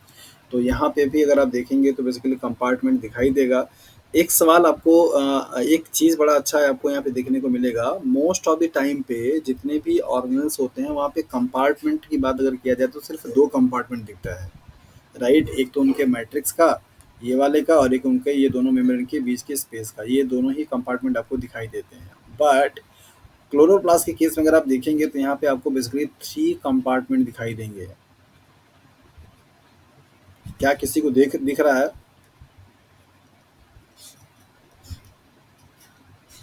3 कंपार्टमेंट। कलर चेंज करते हैं पहले। हाँ, या कंपार्टमेंट का मतलब चैम्बर। जैसे नॉर्मली जब हम लोग देखते हैं तो हमको क्या दिखाई देता है, जैसे माइटोकॉन्ड्रिया की बात की हमने तो मैट्रिक्स दिखाई दिया, इंटरनल स्पेस दिखाई दिया, है ना। अगर आप ऐसे ही आप बाकी चीज़ों की बात करेंगे तो भी आपको वहाँ पे एक या दो, मतलब जो ऑर्गेनल्स होते हैं उनमें एक या दो कंपार्टमेंट दिखाई देते हैं विद इन ऑर्गेनल्स। लेकिन क्लोरोप्लास्ट एक ऐसा ऑर्गेनल्स है जहाँ पे आपको 3 कंपार्टमेंट दिखाई देता है, मतलब 3 पार्ट दिखाई देते हैं। क्या किसी की नज़र पहुँच पाई? जी हाँ, ये जो थैलाकोइड का ये एक पार्ट है ना, इसके अंदर का जो होता है इसको आप ल्यूमेन बोलते हैं। ये भी आपका एक एक्वस मीडियम होता है। यहाँ पे भी मतलब ये भी एक सेपरेट ज़ोन है। तो एक कंपार्टमेंट आपका ये, दूसरा कंपार्टमेंट आपका ये, तीसरा कंपार्टमेंट आपका ये। तो 3 कंपार्टमेंट वाला ऑर्गेनेल्स अगर आपका कोई है तो क्या है, दैट इज़ द क्लोरोप्लास्ट। और इन तीनों का ही बड़ी अच्छी बात ये है कि इन तीनों का ही जो कंडीशंस है वो अलग-अलग है। इंटर मेम्ब्रेन स्पेस का जो सिचुएशन है वो एकदम अलग है, स्ट्रोमा का जो कंडीशन है वो उससे एकदम अलग है, और ल्यूमेन का जो कंडीशन एकदम अलग है उससे। अगर इन तीनों के पीएच वैल्यू की अगर बात करेंगे तो पीएच वैल्यू आपको अलग अलग दिखाई देगा। और इसी के बेसिस पे एटीपी मॉलिक्यूल से क्या होता है, सिंथेसिस होती है, जो कि आपको कल की क्लास में बताया गया था।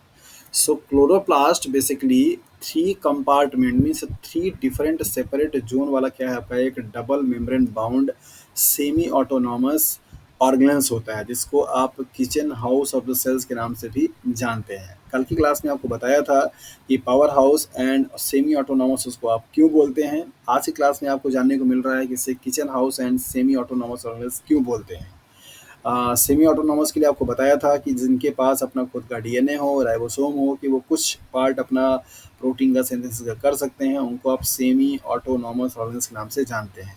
सो यूकैरियोटिक के सेल्स में, प्लांट में, चाहे एनिमल्स को मिला करके आपका माइटोकॉन्ड्रिया एंड क्लोरोप्लास्ट 2 ऐसे ऑर्गेनेल्स होते हैं जो कि सेमी ऑटोनॉमस ऑर्गेनेल्स की कैटेगरी में से बिलोंग करते हैं।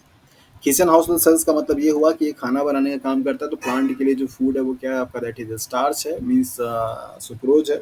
और वो सुक्रोज आपका जहाँ पे बनता है वो आपका ऑर्गेनल्स क्या है, that is the chloroplast. chloroplast. So chloroplast is also known as the kitchen house of the cells. So now come to the light reactions. Light reactions का मतलब क्या है? So basically it's a light dependent process. Means it only happens in the presence of a light.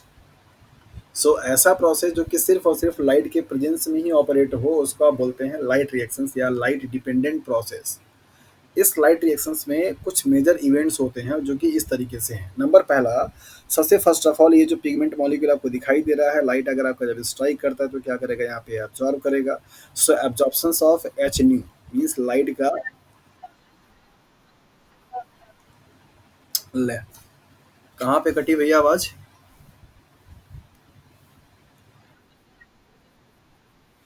अच्छा, उसके पहले सुना ना।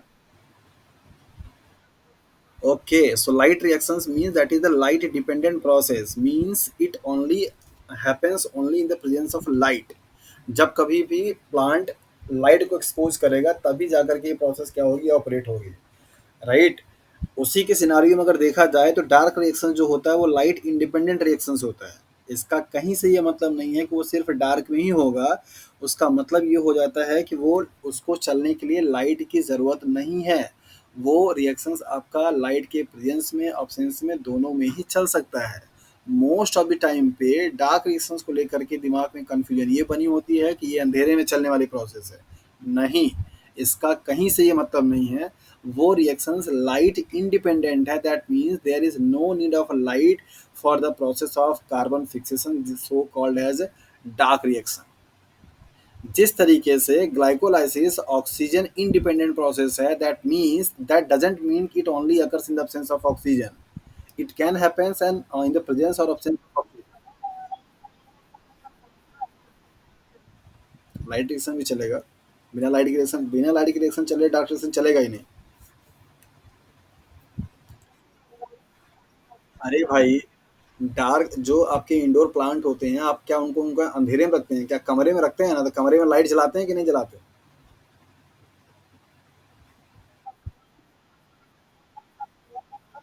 नहीं नहीं नहीं नहीं नहीं नहीं, सोर्स ऑफ लाइट आपकी जो होगी विजिबल रेंज में होनी चाहिए।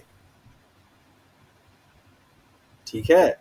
मोस्ट स्ट्राइकिंग जो लाइट का रेंज है वो 600 से लेके 700 नैनोमीटर की होती है, लेकिन सबसे ज़्यादा जो आपका फोटोसेंसिस को करने वाला जो लाइट है वो आपका रेड है, ग्रीन है और ब्लू है। ये तीन कलर की लाइट जो होती है वो आपका फोटोसिंथेसिस की प्रोसेस कर सकती है, मतलब आपके फोटो सिस्टम में पाए जाने वाले पिगमेंट को एक्साइटेड कर सकती है। जिनमें से सबसे ज़्यादा आपका जो होता है वो रेड लाइट जो होती है वो परफॉर्म करती है। रेड ड्रॉप इफेक्ट भी इसे बोलते हैं। तो आपके एग्जाम में ये कई बार सवाल पूछा गया है कि which colour of light has high tendency to participate in photosynthesis या गुड इफेक्ट। तो रेड ड्रॉप इफेक्ट के बारे में भी आपसे सवाल पूछा जाता है। कलर ऑफ लाइट को देकर पूछा जाता है कि कौन कौन से कलर से आपका कलर की लाइट से या कौन कौन से वेवलेंथ की लाइट से फोटोसिंथेसिस हो सकता है, या सबसे ज़्यादा फोटोसिंथेसिस करने वाला लाइट कौन सा है या कलर कौन सा है। इस तरीके के सवाल आपके बनते हैं, तो याद रखिएगा रेड कलर की लाइट। तो जो इंडोर प्लांट होते हैं, कभी तो आप विंडो डोर ये सब खोलते हैं ना, तो वहाँ से भी लाइट आती है। और आप लाइट जो जलाते हैं वो लाइट भी विजुअल रेंज में आती है, उनसे भी फोटोसिंथेसिस वो करते हैं। क्योंकि इंडोर प्लांट का जो स्ट्रक्चर्स होता है वो कुछ ऐसा होता है कि उनको बहुत ज़्यादा न्यूट्रिशन की रिक्वायरमेंट नहीं होती है। वो अपने से अपना उतने से वो अपना काम कर लेते हैं, क्योंकि ना तो उनमें कोई ऐसा फ्रूट्स लगने वाला होता है, ना तो कोई फ्लावरिंग होने वाली होती है, सिर्फ स्टेम और लीव्स होते हैं। ओके। सो लाइट रिएक्शंस का मतलब हो गया लाइट डिपेंडेंट। डार्क रिएक्शंस का मतलब हो गया लाइट इंडिपेंडेंट, जिसका कि कहीं से मतलब नहीं होता है कि वो सिर्फ और सिर्फ। अरे भैया, ये क्या हो जा रहा है आवाज़ को? और मुझे तो लग रहा है कि मैं कंटिन्यू पढ़ाया जा रहा हूँ और आप लोगों को आवाज़ नहीं सुनाई दे रहा है, ये थोड़ा दिक्कत है। ओके। आ रही है ना? मैं तो वैसे भी मतलब कुछ किया नहीं। ये हाँ जी।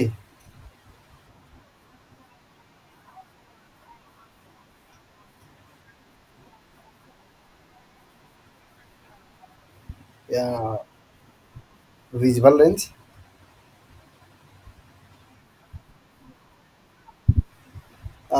रेडियो वेव भी आपके लिए कोई दिक्कत नहीं करता, जिनसे कि आप रिमोट चलाती रहती हैं बैठ कर घर में, या अपने कार का रिमोट चलाती रहती हैं एसी को ऑन करने के लिए। ये सारे जो डिवाइसेस होती हैं, रेडियो वेव्स पे काम करती हैं।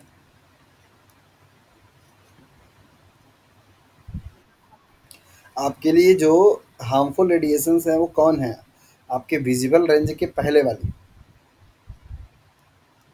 ये सारे रेडिएशन जो होते हैं आपके लिए हार्मफुल।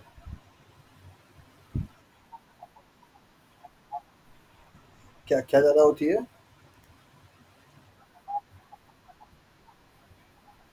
हाँ बिल्कुल, जिनकी फ्रिक्वेंसी या जिनकी एनर्जी आप कह सकते हैं, जिनका एनर्जी ज़्यादा होता है वो हमारे लिए क्या है, ज़्यादा खतरनाक होते हैं। जी हाँ।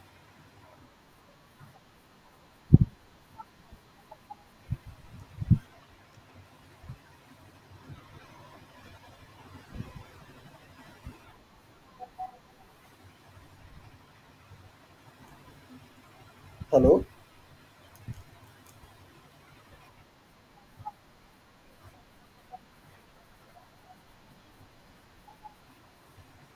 हाँ, माइक्रोवेव वेव्स की एनर्जी कम होती है।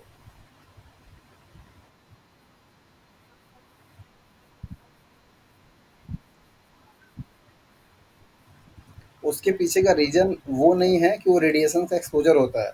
उसके पीछे का रीज़न दूसरा है, क्योंकि माइक्रोवेव्स की एनर्जी इतना ज़्यादा होती है ना कि आपके सारे के सारे जो फूड मॉलिक्यूल्स के प्रोटीन्स हैं, तो सब डीनेचर हो जाते हैं, खराब हो जाते हैं।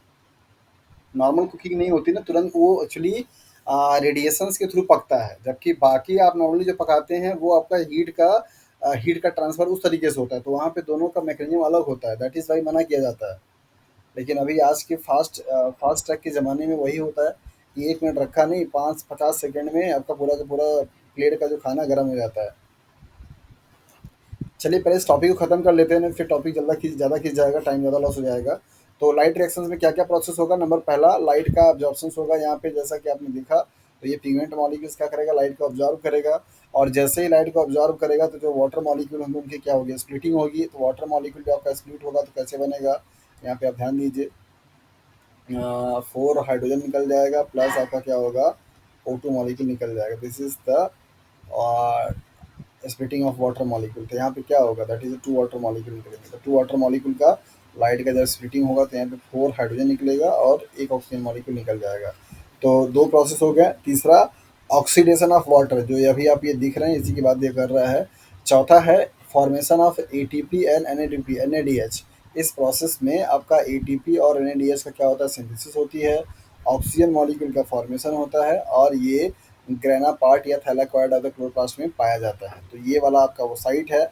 यहाँ पे आपका पाया जाएगा क्या, लाइट रिएक्शंस। और इस लाइट रिएक्शंस के थ्रू 3 चीज़ें बहुत इंपॉर्टेंट हैं। नंबर पहला, स्प्लिटिंग ऑफ वाटर होता है, जिसके थ्रू आपका क्या बनेगा, ऑक्सीजन मॉलिक्यूल्स बनेंगे। और एटीपी और एनएडीएच की क्या होता है, सिंथेसिस होती है।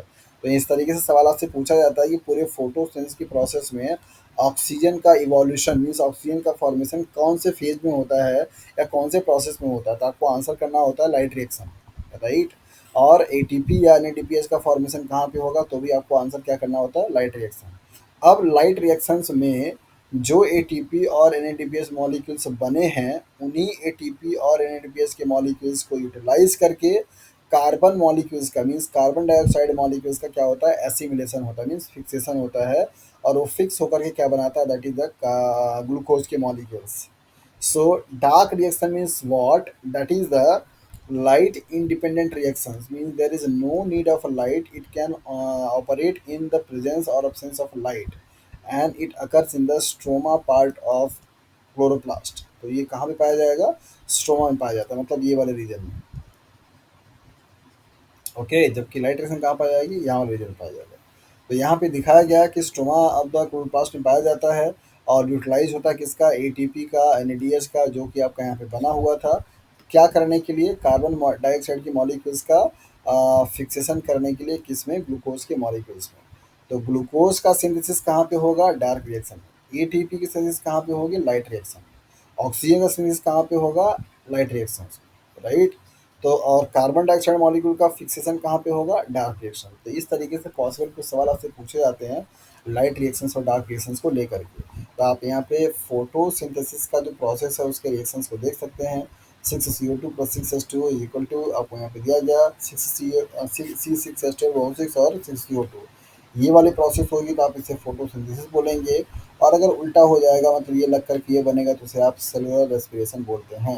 तो यहाँ पर आपका क्या होता है, केमिकल एनर्जी और हीट जनरेट होता है, जबकि यहाँ पे एनर्जी क्या होती है, लगती है।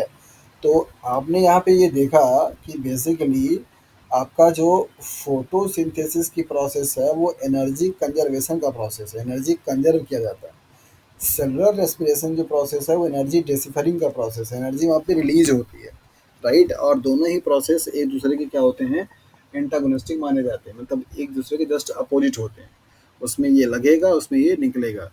अच्छा मुझे ये बता दीजिए कि कितने लोगों को ये कब तक कन्फ्यूजन रहा कि प्लांट रेस्पिरेशन की प्रोसेस में CO2 लेता है और ऑक्सीजन निकालता है, ईमानदारी से बताइए। कब तक मीन्स कौन सी क्लास तक ये दिमाग में कन्फ्यूजन चला आता रहा कि प्लांट CO2 लेता है और ऑक्सीजन देता है रेस्पिरेशन की प्रोसेस में?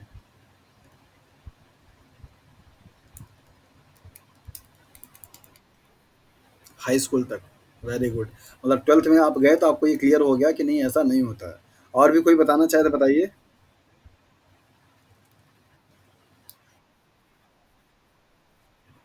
ग्रेजुएशन तक। Very good. हाँ रहता है, बहुत बहुत टाइम तक रहता है, क्योंकि ये स्टार्टिंग से ऐसा बताया जाता है ना कि प्लांट जो है वो CO2।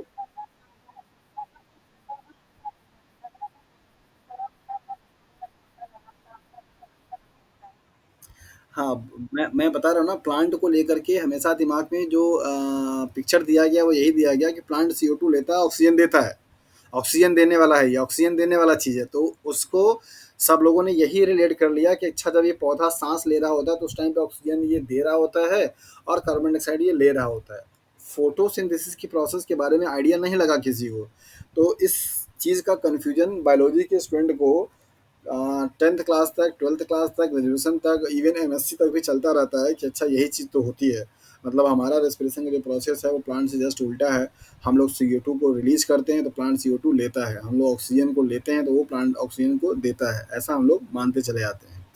डेफिनेटली वो होता है, लेकिन वो प्रोसेस रेस्पिरेशन का नहीं है, वो प्रोसेस क्या है, फोटोसिंथेसिस है। तो रेस्पिरेशन चाहे प्लांट करे चाहे एनिमल करे, दोनों में चीज़ें सेम होगी। ऑक्सीजन मॉलिक्यूल्स लगेगा, ग्लूकोज मॉलिक्यूल्स ऑक्सीडाइज होगा, वाटर मॉलिक्यूल और CO2 मॉलिक्यूल्स बनेगा। CO2 मॉलिक्यूल्स जिस प्रोसेस में प्लांट यूटिलाइज करता है वो आपका फोटोसिंथेसिस है, न कि रेस्पिरेशन। ओके। सो वैसे तो अभी यहाँ पे कन्फ्यूजन किसी को नहीं है और बताने का कोई वो नहीं था, लेकिन फिर भी चीज़ें क्लियर हो जानी चाहिए।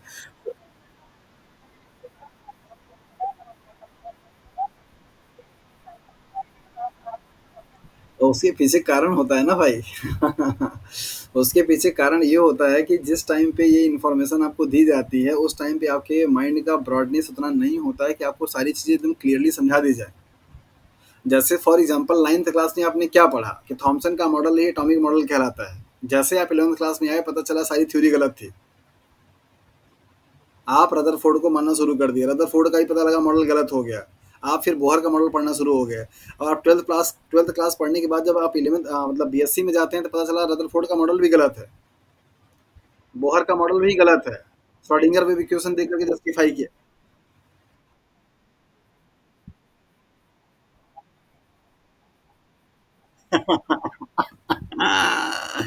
दैट इज वाई ये बोला जाता है कि आप यूजी मतलब कि आप स्टार्टिंग से लेकर के। हम्म।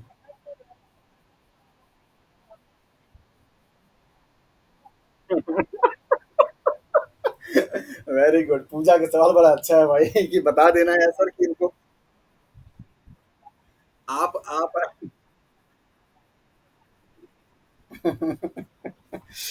वैसे वैसे तो जब भी मैंने टीचिंग स्टार्ट किया, 9th 10th के बच्चों को पढ़ाना शुरू किया था, तो मैंने 9th 10th के बच्चों को ही ये बात क्लियरली बता दी थी।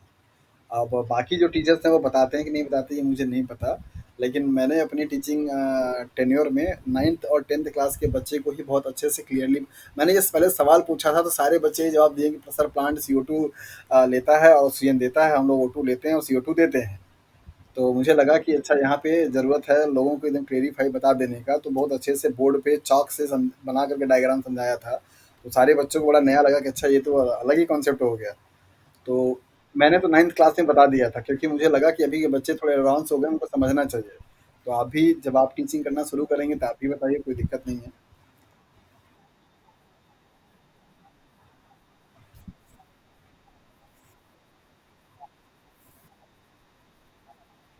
बिल्कुल, वो तो है ही, हो ही रहा है ना। जो आपके डेली रिसर्च हो रहे हैं वो क्या कर रहे हैं? पुरानी चीज़ों को गलत है तो प्रूफ कर रहे हैं। उसके पीछे का कारण है ना कि जिस टाइम पे जो होता है उस टाइम के संसाधन और उस टाइम के नीड के अकॉर्डिंग चीज़ें मतलब बनाई जाती हैं या चीज़ें फिर वो डिस्कवर की जाती हैं। और हर टाइम पे ये जो सिचुएशंस है वो डायनामिक है, बदलती रहती हैं। उसके अकॉर्डिंग आप चीज़ों को क्या करते हैं, सर्च करते हैं। ये प्रॉब्लम हो जाती है। नहीं, ऐसा नहीं है कि मैथ में सब कुछ फिक्स होता है। देखिए, मैथ एक मतलब कि क्या है, नॉन लिविंग पार्ट है। और नॉन लिविंग पार्ट में कोई नहीं नहीं, आप भाई बात को समझिए आप। जैसे आप बायोलॉजी के डिफाइन क्या करते हैं, study of living being. Non living being का आप कहाँ स्टडी करते हैं, बताइए। अगर आप स्टडी ऑफ लिविंग बीइंग्स को बायोलॉजी बोलते हैं तो study of non living beings को आप क्या बोलेंगे? Very good. और मतलब बायोलॉजी को छोड़ करके जितनी सारी सब्जेक्ट है सब नॉन बायोलॉजी में आती हैं। फिजिक्स है, केमिस्ट्री है, बायोलॉजी है, ज्योग्राफी, ये सब। इन सब में आपको फैक्ट पढ़ाए जाते हैं। लिविंग लिविंग सिस्टम जो है आपका वो डायनामिक है, वहाँ पे बदलाव आना एकदम एकदम स्वाभाविक है। कोई चीज़ कांस्टेंट नहीं है।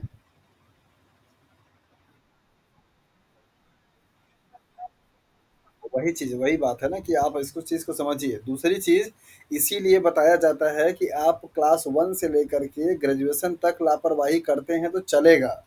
मास्टर डिग्री में आकर के अगर आपने सीरियस नहीं हुआ तो फिर इसका मतलब कि आप गलत कर रहे हैं, क्योंकि सारी कमियाँ और सारे जो कॉन्सेप्ट होते हैं वो आपको मास्टर डिग्री में एकदम पूरी तरीके से रेक्टिफाई कर देना होता है कि हाँ, एक्चुअल में यही होता है। तो ग्रेजुएशन तक अगर आपकी लापरवाही चलती है, आपने 9th में नहीं पढ़ा चलेगा, 10th में नहीं पढ़ा चलेगा, 11th 12th में नहीं पढ़ा चलेगा, लेकिन एमएससी में आकर मतलब मास्टर डिग्री में आकर के अगर आपने नहीं पढ़ा तो फिर तब तो नहीं चलने वाला, फिर आप सफ़र करना शुरू कर देंगे। इस बात की कोई गारंटी नहीं है कि जो बच्चा शुरू के 12th क्लास तक बहुत पढ़ाई में खराब रहा है, वो लास्ट तक बच्चा खराब ही रहेगा। बहुत सारे एग्जाम्पल मैंने देखे हैं जिनको मैंने 9th 10th में पढ़ाया, उनकी परफॉर्मेंस बहुत ख़राब थी, लेकिन जब वो ग्रेजुएशन में गए और पीजी किए और आज के डेट में कहीं पीएचडी कर रहे हैं तो उनको जान करके बड़ा अच्छा लगता है कि अच्छा ये बंदा आगे चल करके सीरियस हो गया। आप कभी भी सीरियस हो सकते हैं और कभी भी अच्छा काम कर सकते हैं। जो बच्चे स्टार्टिंग से बड़े अच्छे होते हैं वो बाद में चलकर लापरवाह हो जाते हैं।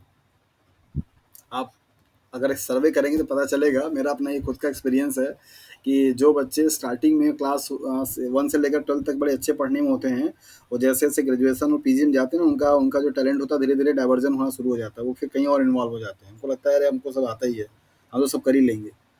तो ये वाली बात हो जाती है। जो बच्चे स्टार्टिंग से थोड़ी सफ़र करते हैं वो आगे चल के बड़ा अच्छा काम करते हैं।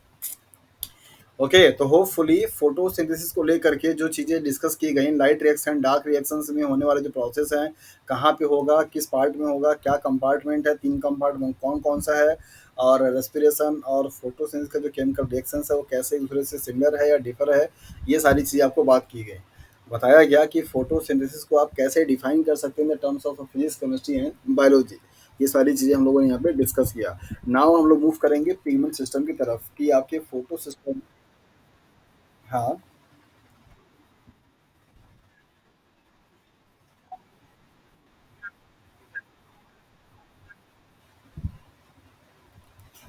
लाइट,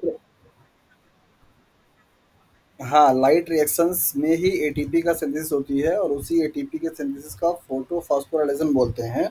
और फोटो फॉस्फोराइलेशन को फर्दर 2 कैटेगरी में डिवाइड किया जाता है, साइक्लिक एंड नॉन साइक्लिक।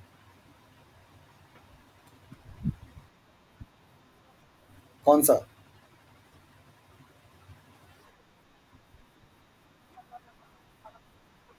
हाँ, ये सारा ये थैलाकोइड के मेम्ब्रेन पे, थैलाकोइड का जो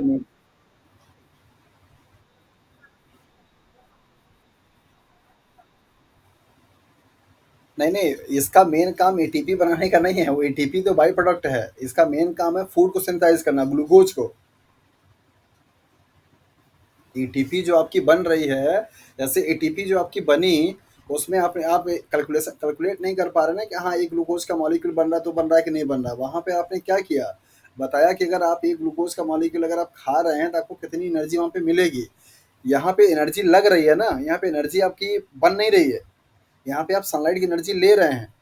ये एक एनर्जी कंजर्वेशन का प्रोसेस है, जबकि वहाँ पे एनर्जी आपकी रिलीज हो रही है। पावर हाउस इसको इसलिए नहीं बोलते हैं क्योंकि इनका मेन काम एटीपी बनाना नहीं है, मेन काम फूड को बनाना है। दूसरा, यहाँ पे एनर्जी, हाँ जी, अपने खुद के लिए बना रहे हैं। और ये जो पावर हाउस जो सेल्स बोला जाता है, ये उन्हीं के रेफरेंस से बोला जाता है। और किचन हाउस जो सेल्स जो बोला जाता है, सेल्स के रेफरेंस से बोला जाता है। दूसरा, यहाँ पे एनर्जी आप ले रहे हैं, उस एनर्जी के लेने की वजह से आप एटीपी जनरेट कर रहे हैं। तो जो एटीपी आप जनरेट करते हैं ना, उससे कई गुना ज़्यादा एनर्जी आपकी सनलाइट की जो कि आपने खर्च कर लिया है।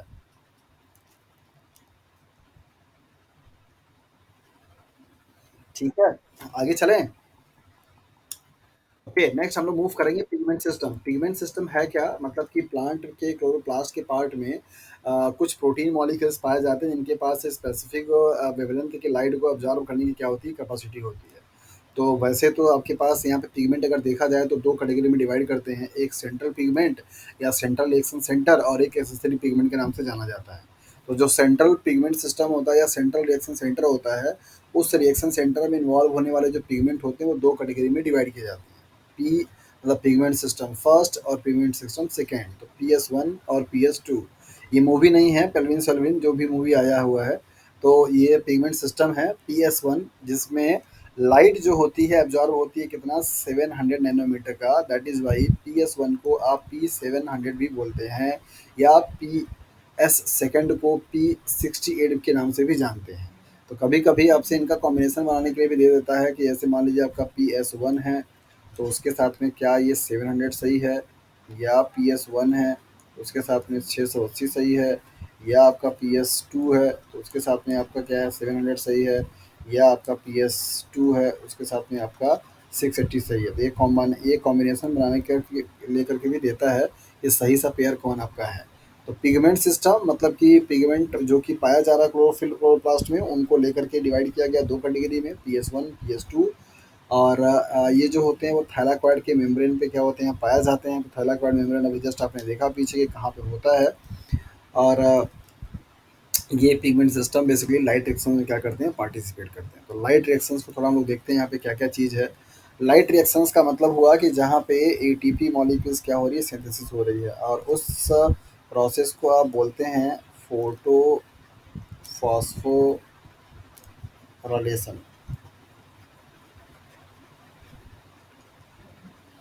क्या फोटो फॉस्फोराइलेशन में और ऑक्सीडेटिव फॉस्फोराइलेशन में कुछ डिफरेंस समझ में आता है आप लोगों को?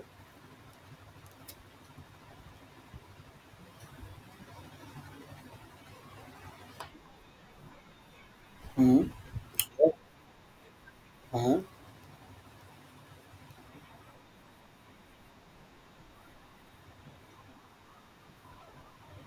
हम्म। और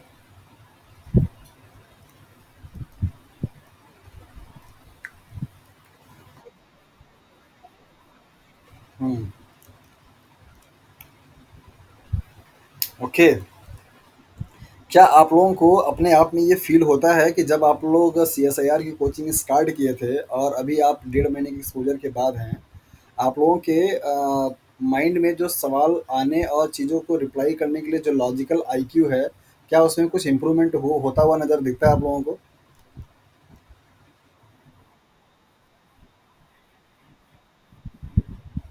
आपको लगना ज़रूरी है। अ, मैंने मैंने आपको स्टार्टिंग में बोला था कि आपका IQ आपके दिमाग मतलब आप किसी भी चीज़ को देख करके या कोई सवाल अगर आपसे पूछा जाए, तो आप उस लेवल पे पहुँच जाएँ कि आप सोच करके आंसर दें, दैट इज़ बहुत इम्पोर्टेंट चीज़ होती है। और मेरी ऑब्ज़र्वेशन से यही कहती है कि आप सब लोगों का जो थोड़ा-सा आईक्यू लेवल है, मतलब चीज़ों को लॉजिकली सोचने का या उसको इंटरप्रेट करने का, ये सबका इम्प्रूव हुआ है। क्या आप लोगों को ऐसा फ़ील होता है ना? आई थिंक कि स्टार्टिंग में आपके पास इतना लॉजिक नहीं था और आप चीज़ों को इतना एक-दूसरे से रिलेट नहीं कर पाते थे, जितना कि शायद अभी आप कर पाते हैं। और ये एक अच्छा साइन है कि आप अपना दिमाग लगा रहे हैं उन चीज़ों में और समझ आपकी अच्छी बन रही है।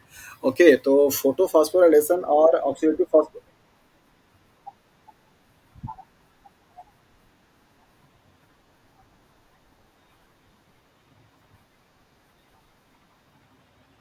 अब देखिए भाई, ये तो क्लियर है कि जो चीज़ आपको ऑनलाइन क्लास में रह के मिलेगी, वो रिकॉर्डेड सेशन से नहीं मिल पाएगा, ये क्लियर है। रिकॉर्डेड सेशन सिर्फ़ उनके लिए इफ़ेक्टिव है जो कि लाइव क्लास लिए हुए हैं। उनको सारी चीज़ें रिकॉल रहती है कि हाँ, इस टाइम पे ये चीज़ बताई गई है।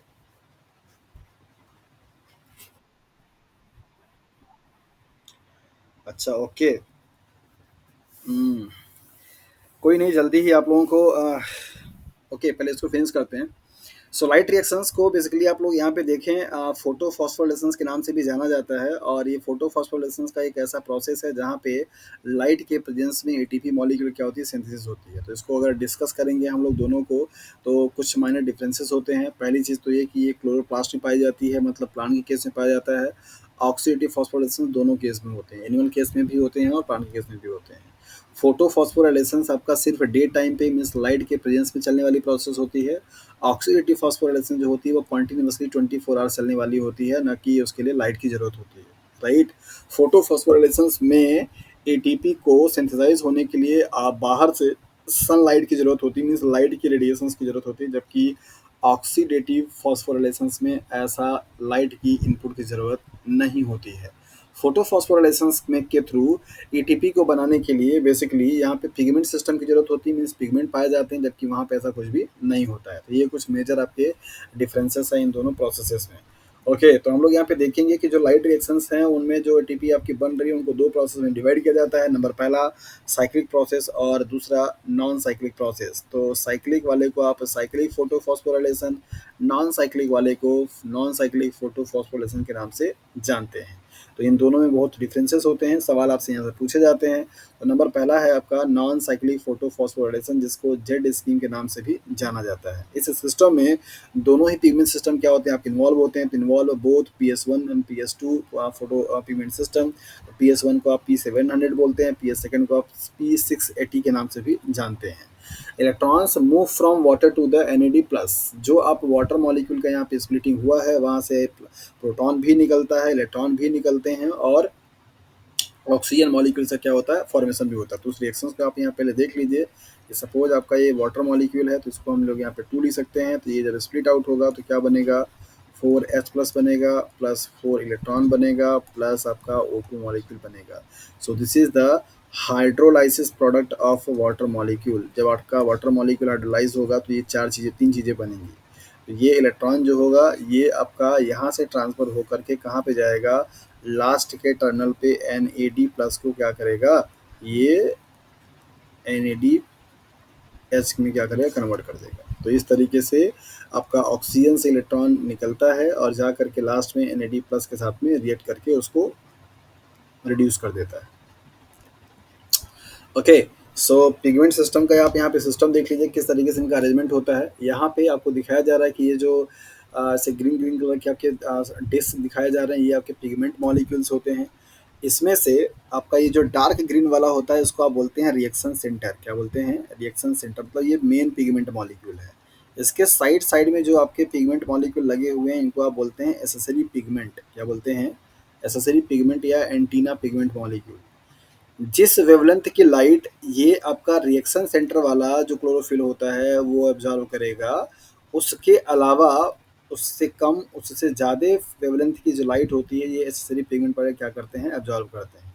इनका काम ये होता है कि उस अदर देन इस वाले फ्रीक्वेंसी के लाइट को एब्जॉर्व करके जो एनर्जी होती है उसको ट्रांसफ़र करके वो क्या करते हैं, देते रहते हैं सेंटर वाले को, ताकि जो स्प्लिटिंग हो रही है वाटर मॉलिक्यूल का बहुत अच्छे तरीके से हो और फोटोसिंथेसिस की जो रेट है वो बहुत अच्छे तरीके से चल पाए। तो एसेसरी पिगमेंट का काम क्या होता है? Transfer of energy from outside to the centre region of the pigment system. तो ये जो ग्रीन कलर का आपको दिखाई दे रहा है वो रिएक्शन सेंटर है, राइट, जिसमें कि आपका क्या है, क्लोरोफिल पाया जाता है। बाकी जो लाइट ग्रीन में दिखाई दे रहे हैं ये सेकेंडरी या एसेसरी पिगमेंट होते हैं, जिनको आप एंटीना पिगमेंट मॉलिक्यूल के नाम से भी जानते हैं। इन एंटीना पिगमेंट मॉलिक्यूल का काम क्या होता है? जैसा कि आपने जाना, ये जो रिएक्शन सेंटर है वो कौन कौन सी लाइट को ऑब्जर्व करेगा भैया? P680, दूसरा P700, मतलब 700 नैनोमीटर का लाइट ऑब्जर्व करेगा, 680 नैनोमीटर का लाइट ऑब्जर्व करेगा। इसके अलावा जैसे मान लीजिए 580 आ गया, इसके अलावा 600 आ गया, इसके अलावा 620 आ गया। इन फ्रीक्वेंसी की जो लाइट होगी वो ये लोग ऑब्जर्व करेंगे। ऑब्जर्व करके इसकी एनर्जी क्या करेंगे? ट्रांसफर करते रहेंगे, ताकि आपका आसानी से इलेक्ट्रॉन का एक्साइटेशन होता रहे।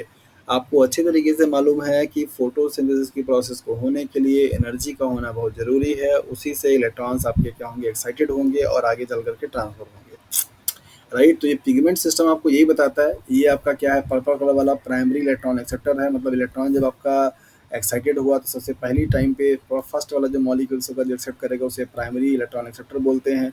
और ये जो आपका डार्क में दिखाई दे रहा है ये रिएक्शन सेंटर है, जहाँ पे क्लोरोफिल मॉलिक्यूल्स होते हैं। और बाकी अलग अलग जो ये आपको दिखाई दे रहे हैं लाइट वाले, ये सब क्या है? एसेसरी या एंटीना पिगमेंट मॉलिक्यूल के नाम से जाने जाते हैं।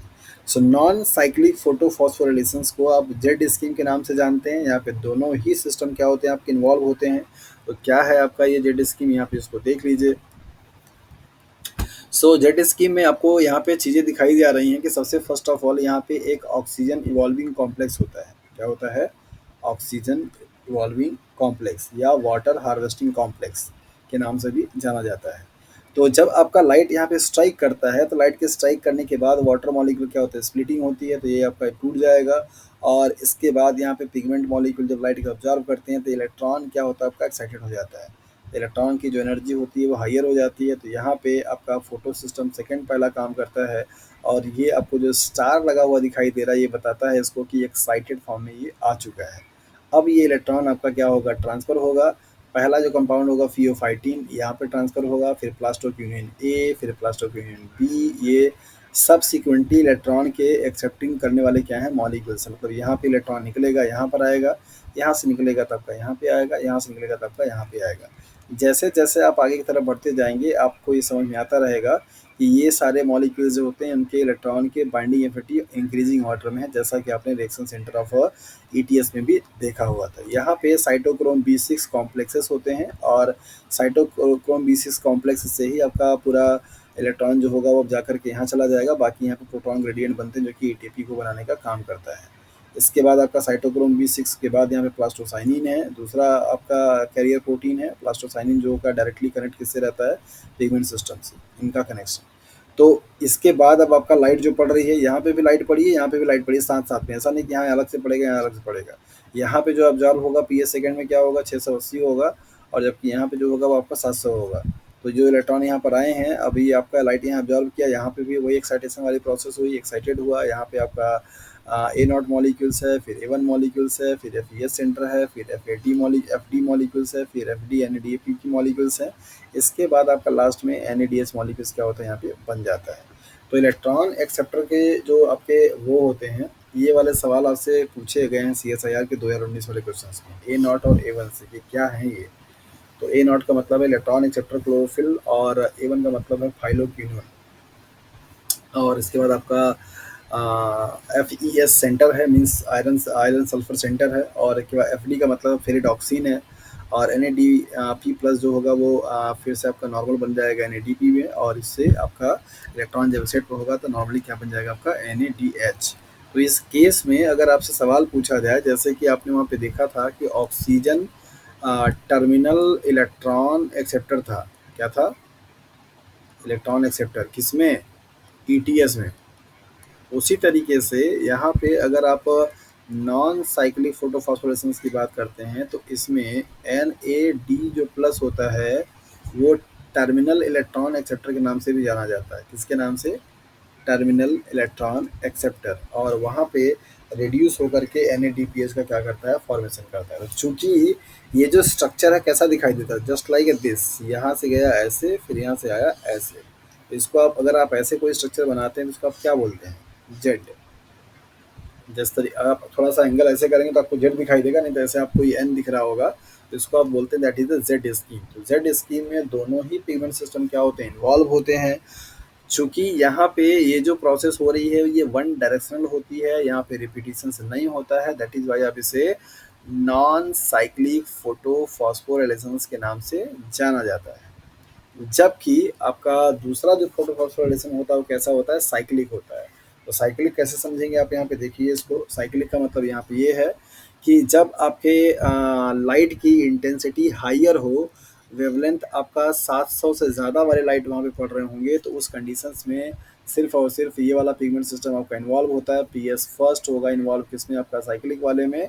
और लाइट आपकी एब्जॉर्ब होगी तो ये वाला रिएक्शन यहाँ से चलना शुरू होगा, यहाँ से चलेगा, और ये जो फेरिडॉक्सिन्स का आपका जो इलेक्ट्रॉन होता है फिर से आकर कहाँ पे मिल जाता है, that is the cytochrome B6 में, साइटोक्रोम B6 से प्लास्टोसाइनिन में, और प्लास्टोसाइनिन से फिर से आपका चलता रहेगा। तो इस तरीके से ये प्रोसेस ऐसा साइक्लिक चलता रहता है, मतलब यहाँ गया, फिर यहाँ से यहाँ आया, फिर यहाँ से यहाँ गया, फिर यहाँ से यहाँ आया, ये ऐसे साइकिल के फॉर्म में चलता रहता है। दैट इज वाई आप इसको साइक्लिक फोटोफॉस्फोरेशन के नाम से जानते हैं। तो साइक्लिक फोटोफॉस्फोराइलेशन के केस में सिर्फ और सिर्फ पिगमेंट सिस्टम फर्स्ट काम करता है, लाइट 700 नैनोमीटर के ज़्यादा की क्या करती है, इन्वॉल्व होती है। क्या कहीं पे आपको यहाँ पे दिखाई दे रहा है कि वाटर मॉलिक्यूल का स्प्लिटिंग हो रही है या ऑक्सीजन का फॉर्मेशन हो रहा है, क्या कहीं दिख रहा है?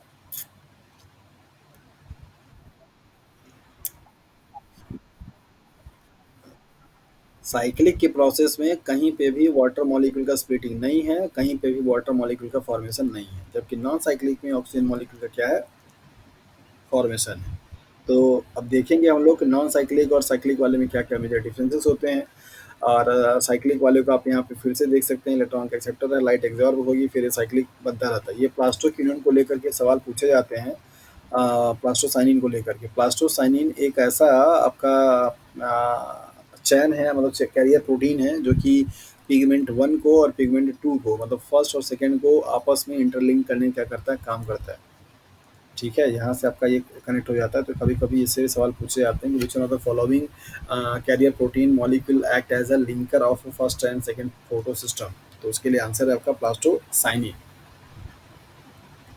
ओके, नेक्स्ट हम लोग यहाँ पे देखेंगे कि नॉन साइक्लिक फोटोफॉस्फोरेसेंस क्या है और उनमें क्या क्या चीज़ें होती हैं, क्या क्या चीज़ बन सकता है, क्या प्रोसेस निकल सकता है, ये सारा चीज़ यहाँ पे दिखाया जा रहा है। सो नॉन साइक्लिक फोटोफॉस्फोरेसेंस में क्या होगा, दोनों सिस्टम इन्वॉल्व होंगे, वाटर का आपको फोटोलाइसिस होगी, ऑक्सीजन का फॉर्मेशन होगा, ATP NADPH का भी फॉर्मेशन होगा।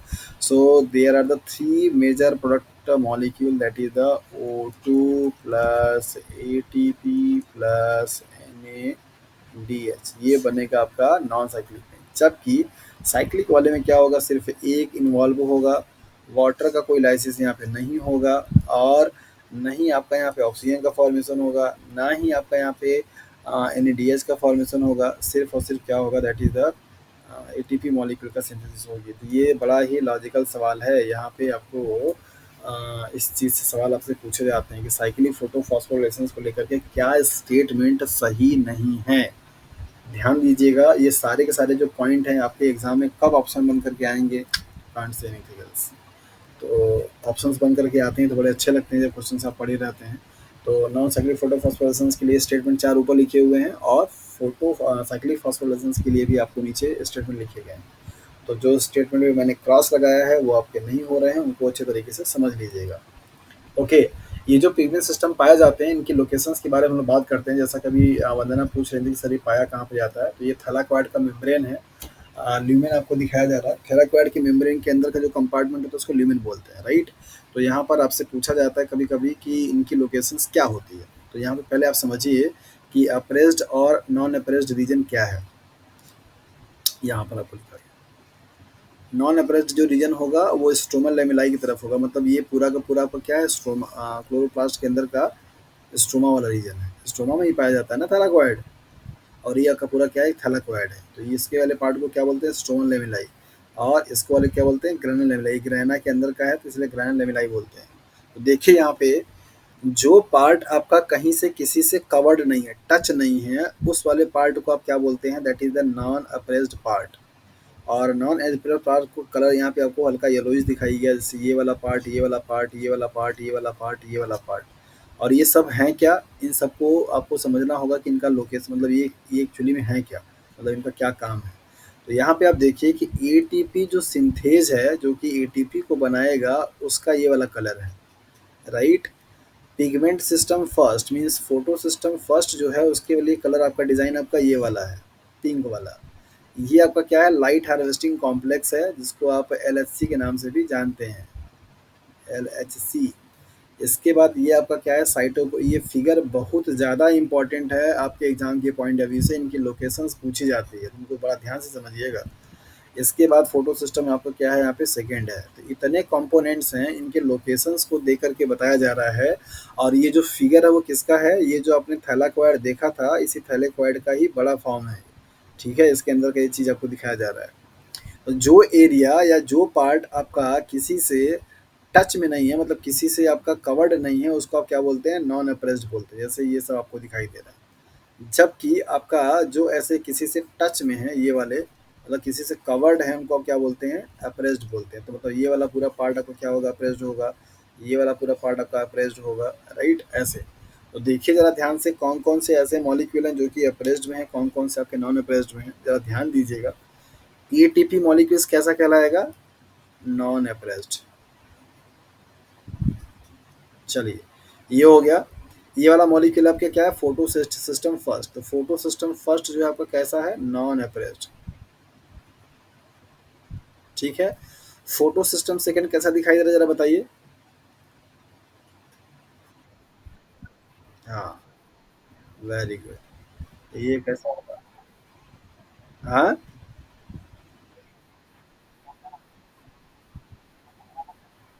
ये जो थैलाक्वाइड होता है ना, थैलाक्वाइड के मेम्ब्रेन का ये अल्ट्रा स्ट्रक्चर है। ये उनके अंदर का जैसे जो ल्यूमेन होता है, उनके अंदर का स्ट्रक्चर आपको ये दिखाया जा रहा है, ऐसे क्रिस्टलाइक स्ट्रक्चर्स पाए जाते हैं वहाँ पे। तो ये उनके अंदर का एकदम पूरा जूम करके स्ट्रक्चर है।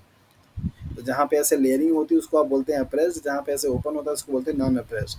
तो फोटो सिस्टम सेकेंड जो है वो कैसा है? अप्रेस्ड वाले में है। फोटो सिस्टम फर्स्ट कैसा है आपका? नॉन अप्रेस्ड वाले में। यही सवाल आपसे पूछा गया था कि फोटो सिस्टम फर्स्ट की लोकेशंस क्या होगी, अप्रेस्ड होगी, नॉन अप्रेस्ड होगी। CSIR में एग्जाम में सवाल आ चुका है। ओके, साइटोक्रोम B6 जो है उसका लोकेशन आप देखिए, दोनों है। ये आपका अप्रेस्ड भी है और नॉन अप्रेस्ड भी है, ध्यान दीजिएगा यहाँ पे। अप्रेस्ड भी है और नॉन अप्रेस्ड भी है, दिखाई दिया। यहाँ पे भी है, यहाँ पे भी है, यहाँ पे भी है। तो ये रीजन कैसा है? Non apprised. सॉरी, ये आपका रीजन कैसा है? अप्रेस्ड है। ये कैसा है? नॉन अप्रेस्ड है। तो ये दोनों ये साइटोक्रोम B6 जो है वो अप्रेस्ड प्लस नॉन अप्रेस्ड दोनों कैटेगरी में आता है। लाइट हार्वेस्टिंग कॉम्प्लेक्स भी आपका उसी कैटेगरी में आता है। तो आप ऐसे टेबल जब बनाएंगे तो क्या बनाएंगे? 3 कॉलम बनाएंगे। एक बनाएंगे आपका अप्रेस्ड वाला, दूसरा बनाएंगे नॉन अप्रेस्ड वाला, तीसरा बनाएंगे मिक्स्ड वाला, मतलब बोथ। तो यहाँ पे आप लिखेंगे अप्रेस्ड वाले में, देखिए अप्रेस्ड वाले में कौन आ रहा है जी? अप्रेस्ड वाले में कौन आ रहा है? Photo system second. फर्स्ट आपका आ रहा है अप्रेस्ड वाले में, और ये आ रहा है नॉन, सॉरी, फर्स्ट आ रहा है आपका अप्रेस्ड, सेकंड आ रहा है आपका अप्रेस्ड वाले में, फर्स्ट आ रहा है आपका नॉन अप्रेस्ड वाले में। तो फोटो सिस्टम सेकंड किस में है आपका? यहाँ पे इसकी लोकेशन ये है, इसकी लोकेशन ये है, इसकी लोकेशन ये है, इसकी लोकेशन ये है। तो सबके सब कैसे हैं? अप्रेस्ड हैं। तो अप्रेस्ड में कौन आएगा? सेकंड आएगा। नॉन अप्रेस्ड में कौन आएगा आपका? फर्स्ट आएगा। कौन आएगा? फर्स्ट आएगा। मिक्स्ड वाले में क्या क्या आएंगे? साइटोक्रोम आएगा प्लस LHC आएगा। ये आपके क्या है? दोनों में पाए जा रहे हैं। एटीपी सिंथेस भी आपका क्या है? नॉन अप्रेस्ड में है। तो फर्स्ट प्लस एटीपी सिंथेस, ये दो एंजाइम या दो पिगमेंट मॉलिक्यूल्स आपके, दो मॉलिक्यूल्स कैसे हैं आपके? नॉन अप्रेस्ड में है। अप्रेस्ड वाले में आपका सिर्फ और सिर्फ क्या है? पिगमेंट सिस्टम सेकेंड है। और आपका मिक्स्ड वाले में साइटोक्रोम B6 और लाइट हार्वेस्टिंग कॉम्प्लेक्स भी दोनों आपके पाए जाते हैं। तो ऐसे टेबल आप बनाएंगे और ऐसे आप मार्क लगाएंगे फिगर को देख करके। क्या ये कॉन्सेप्ट और चीज़ सबको समझ में आ गई कि अप्रेस्ड और नॉन अप्रेस्ड क्या है?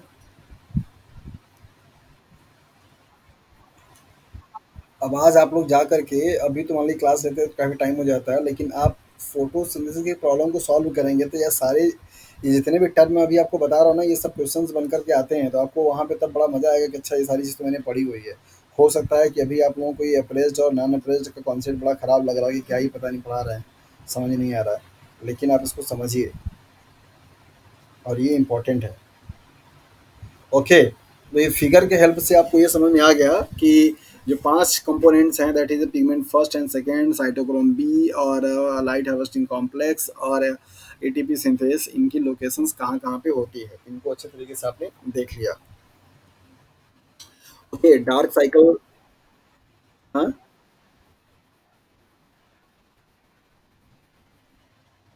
क्या कह रहे हैं?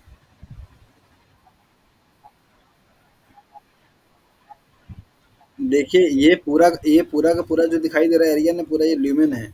ये इसको आप बोलते हैं लैमेलाई। क्या बोलते हैं? लैमेलाई। जैसे 2 आपके जो कॉइन्स होते हैं ना, उन कॉइन्स को जोड़ने, ऐसे ये मान लीजिए आपका पूरा स्टैकिंग है और एक ये स्टैकिंग है। तो इनको जोड़ने के लिए ऐसे रहता है ना, ऐसे, देखा है? 2 थैला हाँ, 2 थैलाकॉइड को जोड़ने वाले को बोलते हैं दैट इज़ द लैमेलाई, ग्रैनुलर लैमेलाई। तो ये उन्हीं का दिखाया जा रहा है फिगर, यहाँ पे देखिए ग्रैनुलर लैमेलाई है ये। ल्यूमेन का मतलब होता है कि उनके अंदर का फ्लूइड, उनके अंदर में पाया जाने वाला जो लिक्विड मटेरियल है। ओके, तो लाइट रिएक्शंस के बारे में और डार्क रिएक्शंस के बारे में आप लोगों ने पढ़ लिया, देख लिया कि कहाँ पे कैसे क्या चीज़ हो रहा है। अब अगला जो आपका प्रोसेस है that is the dark reactions, जिसको कि हम लोग कल की क्लास में पढ़ेंगे। तो आज आप लोगों ने देखा कि ग्लाइऑक्सिलेट साइकिल्स क्या होती है, इंटरडाउटर पाथवे क्या होता है, पीपीपी पाथवे क्या होता है, फोटोसिंथेसिस का कॉन्सेप्ट क्या है, harvesting complex, light reaction, dark reaction का कॉन्सेप्ट क्या होता है, ये सारी चीज़ें आप लोगों ने आज जाना। जो चीज़ आप लोगों को नई लगी हो उस पे थोड़ा टाइम दीजिएगा, उसको अच्छे से और समझ करके दोबारा पढ़ने की कोशिश करिएगा। और जो चीज़ पहले से आप लोगों को पता है, जो चीज़ जानते हैं, तो वो आप एक बार भी रिवीजन कर लेंगे तो आपका काम चल जाएगा। होपफुली कि आपको जितनी चीज़ें पढ़ाई गई हैं वो सारी चीज़ें आपको समझ में आ गई हों। रिवीजन के टाइम पे अगर कहीं पे आपको डाउट होता है तो आप उसको उस चीज़ को लिख लिया करिए। अगले दिन जब क्लास आपकी लगती है तो आप उससे पहले क्वेरी को पूछ लिया करिए। मैं डेली क्लास जब ज्वाइन करता हूँ तो यही पूछता हूँ कि क्या कोई प्रॉब्लम है, कुछ आप लोगों ने पढ़ा, कुछ क्वेश्चंस किया, तो मोस्ट ऑफ द टाइम पे आंसर्स मुझे नहीं मिलते हैं, या लेट से मिलता है या फिर उतना अच्छा नहीं मिलता है। नहीं, ज़्यादा बेटर होगा अवनीत कि आप जैसे सपोज कीजिए, ये सब लोगों के लिए है, सपोज कि मैंने आज आप लोगों को इतने सारे टॉपिक पढ़ा दिया, तो आपकी ड्यूटी बनती है कि कल जब मैं क्लास आपको लूँ तो उसमें 24 घंटे का डिस्टेंस होता है। तो उस 24 घंटे में आप उन सारे टॉपिक के क्वेश्चंस को आप सॉल्व करिए। तब आपको एक्चुअली पता चलेगा कि जिन चीज़ों को लेकर के मैं इतना एम्फेसाइज़ करता रहता हूँ कि हाँ, ये ज़रूरी है, ये इम्पोर्टेंट है, यहाँ से सवाल बनते हैं, तो वो सारी चीज़ें आपको क्वेश्चंस में मिलेंगी। तब जा कर के आपका बहुत क्लैरिटी आएगा और आप फिर आपको जहाँ डाउट होता है, आप उसको नोट करके रखिए। जैसे क्लास अगले दिन मैं लगाऊँ तो आप उससे पूछिए कि सर आपने कल ये पढ़ाया था, ये वाले से क्वेश्चन मेरा सॉल्व नहीं हुआ, क्या इसका प्रॉब्लम चल रहा है? तो अब मैं उसको बताऊँगा। इससे अगर आप इस तरीके का फॉलो करेंगे रूटीन, तो थोड़ा आपको ज़्यादा से ज़्यादा इम्प्रूवमेंट मिलेगी और चीज़ें बहुत सिंक्रोनस फॉर्म में चलेंगी। होता है यहाँ पे ये है कि मैं पढ़ा के फ्री कर देता हूँ, आप लोग अगले दिन आने के टाइम तक शायद उस वीडियो को देख पाते हैं, नहीं देख पाते हैं, और वो जो पीडीएफ है उसको पढ़ पाते हैं, नहीं पढ़ पाते हैं, आई डोंट नो, मुझे नहीं मालूम। जो कि थोड़ा सा दिक्कत है। अगर 24 घंटे का समय आपको मिलता है दोबारा रिकनेक्ट होने का, और 2 घंटे का लेक्चर होता है, तो 2 घंटा तो एटलीस्ट आपको देना चाहिए। हम्म।